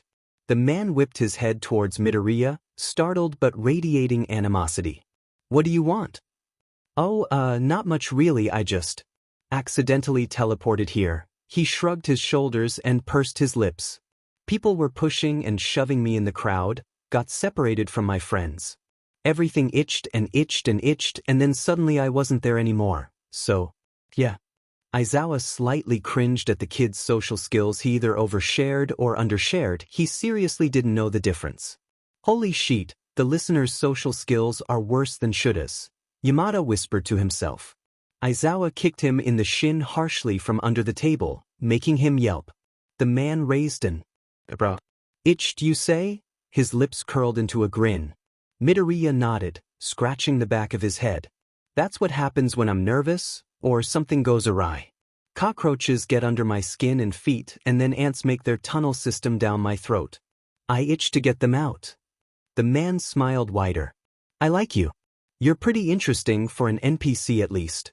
What are your stats? Midoriya's eyes lit up. Aizawa watched as this child told this man his stats, something he didn't really understand, but the other man seemed to understand just fine. Then proceeded to get his stats, which would have helped them if they actually knew what it had meant. Then he told him his name and a basic gist of his quirk. Really? I know someone who has a quirk like that. Really? Midoriya echoed, but then turned to the camera as his eyes flickered to where the alarm should be. The man snatched a file from the cabinet, writing something down and placing it near Midoriya. He then fell into the ground, nowhere to be seen. I have to go soon, when he turned back, he realized he was gone and his eyes flickered around, in a slight panic, something he himself probably didn't realize he was feeling. Oh, he whispered. He was nice too. Huh? He picked up the note. I'll see you soon, Izuku-chan. He mumbled to himself. He stared at the note for a bit with furrowed eyebrows, wondering what it meant. Kid, Aizawa's voice rang out. Midoriya turned to him and waved. What are you doing up here? Oh, I guess I accidentally teleported up here when I got separated from Shinso, Yaoyorozu, Jairu, and Kaken during the commotion downstairs. Aizawa looked like he was about to say something, before shaking his head. Why are you still up here then? Midoriya's eyes flickered with an analytical glare. I saw someone here, he was really nice, but he looked down to the note. I think he was digging through the U.A files. What? Aizawa asked, Power walking to the room and disappearing inside, seemingly flicking through the open cabinet. After a few more series of flicking through files, a sigh was heard. Midoriya, did you tell him your name? No, he said, picking at his skin. Aizawa immediately caught on to that, watching him. He never asked. Aizawa went silent for a few more moments. Your file is missing, Midoriya. Midoriya didn't falter. They won't find much on there, anyways. And you guys have copies, don't you? If anything, they couldn't have chosen a worse person to grab the file of. What are you talking about, kid? Aizawa asked incredulously. I mean, all they'll find is my name, age, date of birth, emergency contacts, and notes from Aldra. Midoriya answered coolly. Midoriya Izuku isn't my real name. My age and date of birth are irrelevant in the grand scheme of things. I don't have any emergency contacts listed, and notes from Aldra will only get a scope of what they thought of me in middle school. Midoriya shrugged slightly. Aizawa sighed. It's a little worrisome that you don't have any emergency contacts, but this is still something to be alert about. What would they even use against me, anyways? Everything else is classified. They can look me up, Sure, and hack into my legal files, but nothing on there is super specific anyways. Be a little more worried, kid, he scoffed teasingly. Midoriya shrugged. I should probably get back to the cafeteria. There's no doubt Katsuki is biting everyone's heads off by now, Midoriya mused. Bye-bye, Eraserhead-sensei. He teleported away. The staff room was silent. He made no move to stop the man from taking files, instead indulging in silly conversations. All Might said. If Midoriya wasn't there at all, we would not have known of this. Midoriya is potentially in danger, and this is what you're worried about, Aizawa scoffed. Midoriya could have at least tried to apprehend the villain instead of having a conversation with the villain, Cementos said. Midoriya is 15 and that is a villain who is most likely in a bigger organization. There's no way he could have done this, Kayama frowned. If he had, I'm sure you lot would scold him for illegal quirk usage anyways. Aizawa rolled his eyes. At the USJ field trip tomorrow, see if anything out of the ordinary happens, Netsu smiled. I believe Midoriya-kun to be in danger as of now, seeing as villains have a file of his basic information. I'm worried on his lack of emergency contacts. Yamada piped up, earning weird looks from his coworkers. From when I looked at it, there wasn't even a parent listed, not even one person. It was completely blank. The air grew tense in a matter of seconds. Well, we will discuss this with Midoriya in a bit. I will look into this, Yamada-kun, Netsu said. Thank you. For today's hero training class, Aizawa drawled the next day. It's turned into a class with you main instructors as me, All Might, and another person, he explained, the class letting out little noises of affirmation and surprise. Turned into? Midoriya thought. I wonder if it's a special case. Excuse me, Zero started, making Midoriya's finger twitch with annoyance. Why raise your hand if you're just going to speak out of turn anyways? What will we be doing today? Aizawa pulled out a little postcard with bubbly letters spelling out rescue. Disasters, shipwrecks, and everything in between.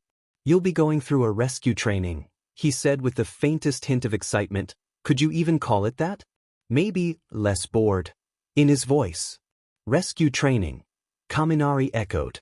Looks like it'll be a lot of work this time, too. He turned to Ishido, who nodded excitedly. Midoriya silently pondered why he was even here if he was going to complain about things being a lot of work. Idiot, this is what heroes do, Kirishima grinned. My arms are ready to rumble. Midoriya praised Kirishima for at least having a good mindset. He at least knew about the hard work of a hero, but still dove into the profession with childlike wonder. No one can beat me in water, Karo. Azui said offhandedly. Oi, I'm not done. Aizawa interrupted, gaining everyone's attention. You can decide whether or not you want to wear your costume this time or not, since there are probably ones that limit your abilities. He pressed a button on the remote as the casings appeared from the wall. Training will take place off campus this time around, so we'll be taking a bus. That's all, go get ready or whatever. Make it quick. He walked off as everyone cheered excitedly and Midoriya swore he could see the devilish smirk on Aizawa's face. Midoriya had a stand-in hoodie, his original one being sewn up since the sleeve was slightly damaged. Fireproof fabrics are amazing these days. He still had all of his costume, now just with a white bunny hoodie that one of the support students had given him to fit in with his bunny aesthetic. He walked to Shinso and Bakugo, who were sitting on a bench. Oh, where's your hoodie? Shinso asked. White is so flashy on you, it's hurting my eyes. Kaken destroyed it, he said, rubbing his eyes sleepily until he saw Shinso's expression. Just kidding, the support students insisted on fixing it. Shinso sighed. Bakugo seriously let out an explosion that could kill you. If I don't have a friendship like that, then I don't want it, he said sarcastically, Jiru laughing in the background as Bakugo growled at him. You can shut your eye bags? They were interrupted by an obnoxious whistle. Class 1A, order up. Please line up in 2 vertical facing lines by number order. This will ensure the bus rides smoothly, Ida shouted, blowing the whistle a couple more times. Ida-kun is really going full throttle, Uraraka murmured from a ways away from Midoriya. He could see Aizawa sigh from behind him, shaking his head. If I had known it'd be this kind of bus, Ida said dejectedly, sitting next to Ashido folded over at the waist. There was no point, then, Ashido laughed. I usually say whatever comes to mind. Azui started from beside Midoriya, and he couldn't help but wonder why her posture was so horrible and how it didn't hurt her back. Midoriya-san, she addressed, looking over to him. He startled ever so slightly, sparing her a glance of his own. Yes, Azui-san? Call me Tsu. She started, and Midoriya nodded. Your quirk isn't all that villainous. Suddenly, the bus erupted in protests, yelling about how Azui was wrong and out of her mind. That Midoriya was, probably, a soon-to-be villain. Midoriya covered his ears, and he heard Bakugo's muffled shouting beside him, before a gruff voice raised above them all and the bus quieted down instantaneously. Karo, Midoriya-chan's quirk is just taking them. He's claimed that he only takes it from those suffering or accidentally does when he is attacked, Karo. If he wanted to take our quirks now, he would have already done that. He even showed how easy it would be to steal a quirk on the first day, Karo, but didn't. He hasn't provoked anyone inherently and he stopped Mineta from being gross to Yaoyorozu-chan, Karo. She explained. I just think Midoriya-chan isn't a bad person. Midoriya's eyes sparkled as he looked at her, filled with happiness. A stranger, another stranger. Had defended his quirk without being threatened to. Maybe Udata really was different. Kaken, he said, finally looking somewhere else other than Azui. We're taking her. She's nice.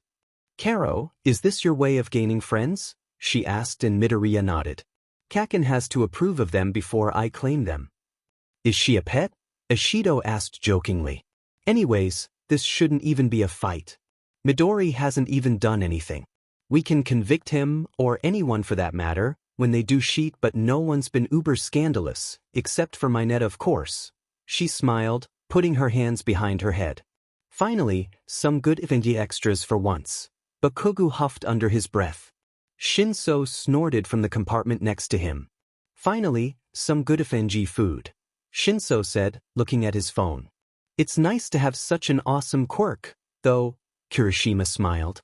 I can't imagine how many quirks you have, you must be so versatile. My hardening is strong against others, but sadly it doesn't look like much. I think it's really cool. Midoriya watched the hardened skin with an analytical gaze. It can definitely pass as a pros. You'll be really good for defense, something that's not too common these days, and good for offense too when you learn how to control it properly and learn new strategies of using it. Your quirk isn't what makes you a hero, Kirishima-san, but I think it'll definitely help you along the way. Kirishima's eyes widened, shining brightly with amazement. Thank you, Midoriya. I'll have to think of popularity when I go pro, though. He laughed sheepishly. My naval laser is pro level in both strength and flashiness. Aoyama smiled, his head in his hands. Ashido put a hand on his shoulder. But it's not good that it gives you stomach aches? Well, if we're talking flashy and strong, that'd have to go to Todoroki and Bakugo. Kirishima smiled, his gaze lingering over to the two aforementioned boys. Bakugo's always mad, so it doesn't seem like he'll be any popular, Karo. Bakugo's face contorted with anger, shoving Midoriya backwards as he held his fist up to Azui. What the F-, frog face. You wanna fight? He yelled, scowling. She just pointed to Bakugo and looked to Kirishima. See? We haven't known each other for that long, but we can already tell our personality is that equivalent to a dumpster fire. Kaminari said smugly, shrugging his shoulders. What's with that vocabulary, BSRD? I'll kill you, he shouted. I can't believe what I'm seeing, Midoriya drawled. Kaken is getting bullied, I wonder if I say the magic words he'll blow up the bus. Bakugo whipped his head to Midoriya and grabbed his hair, pulling it tightly. Say that F name and I'll murder you, a-hole. Say it, Midori. Say it. Ashido cackled. I can't believe what I'm seeing, Midoriya began to repeat. Baku Naya is getting bullied. That's U.A for you. Needless to say, Midoriya didn't come out unscathed. Everyone, I've been waiting for you, a crackling voice said, waiting outside the doors of the building. It's 13, Midoriya and Uraraka said together, although Uraraka was a bit more enthusiastic. She spared him a glance, but he didn't dare return it. The gentlemanly hero who has rescued tons of people from disasters. Midoriya continued. Let's go inside, no more delay. We look forward to working with you. A shipwreck, a landslide, a fire, a windstorm, etc. It is a training ground I have made from natural disasters and accidents. It is called the Unforeseen Simulation Joint, or the USJ for short, they said enthusiastically. 13, where is All Might? Aizawa asked, walking up to them. He was supposed to be here by now. They spoke in a conversation Midoriya couldn't hear, and by the looks of it, no one else could either. He guessed it was private if they had to whisper about it, so All Might probably wasn't going to come. Not that Midoriya really minded, in all honesty he was kind of a D-dash. That's the height of irrationality. Aizawa sighed, shaking his head in exasperation. I guess it can't be helped. Shall we begin? He asked rhetorically, stepping off to the side for the students to focus on. I just have one thing to say. Or two. Or three. Or four. 6. They thought for a moment. A lot of points to make. Everyone, I'm sure you are aware of my quirk, black hole. I can SCK up anything and everything and turn it into dust. You've been able to save people from all kinds of disasters though, Midoriya pointed out. Uraraka nodded viciously, putting aside her fear for Midoriya to agree with him about, yes, but it is also very dangerous. They said, some of you also have quirks like that, right? In this society, quirks have been far more regulated than before, so it does not seem to be a problem at first glance. However, please do not forget there are many quirks that can kill with just one wrong step. With Aizawa's physical fitness test, you all found out possibilities about your own power. And with All Might's person-to-person combat training, Midoriya hit Bakugo in the ribs with his elbow, flashing a smirk to let Bakugo know he was making fun of him.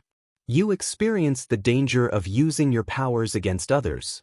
Midoriya looked to Bakugo again, who was just about growling. This class is a fresh start. You'll learn how to save people with your powers. You do not have powers so that you can harm others. I hope you leave here with the understanding that your powers can save others. That is all, thank you for listening. They bowed in a dramatic sort of fashion.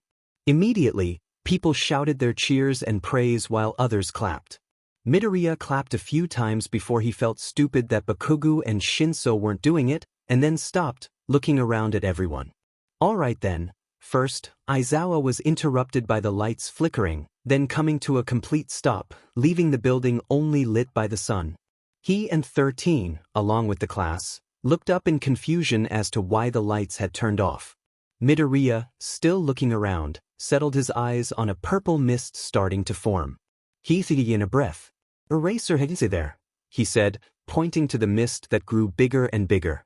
Aizawa immediately went alert, opting for a defensive pose. The mist spurted and spread around, a man covered in hands appearing out of the center.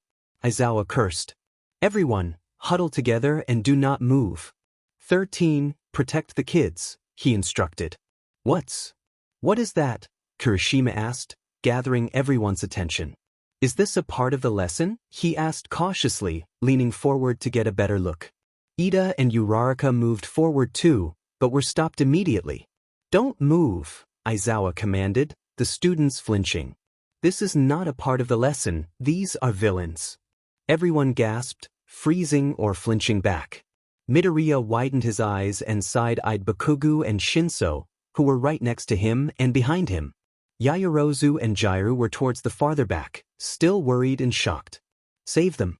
Friends are good. Save them. Make them bow. Make villains quiver. Make them praise you.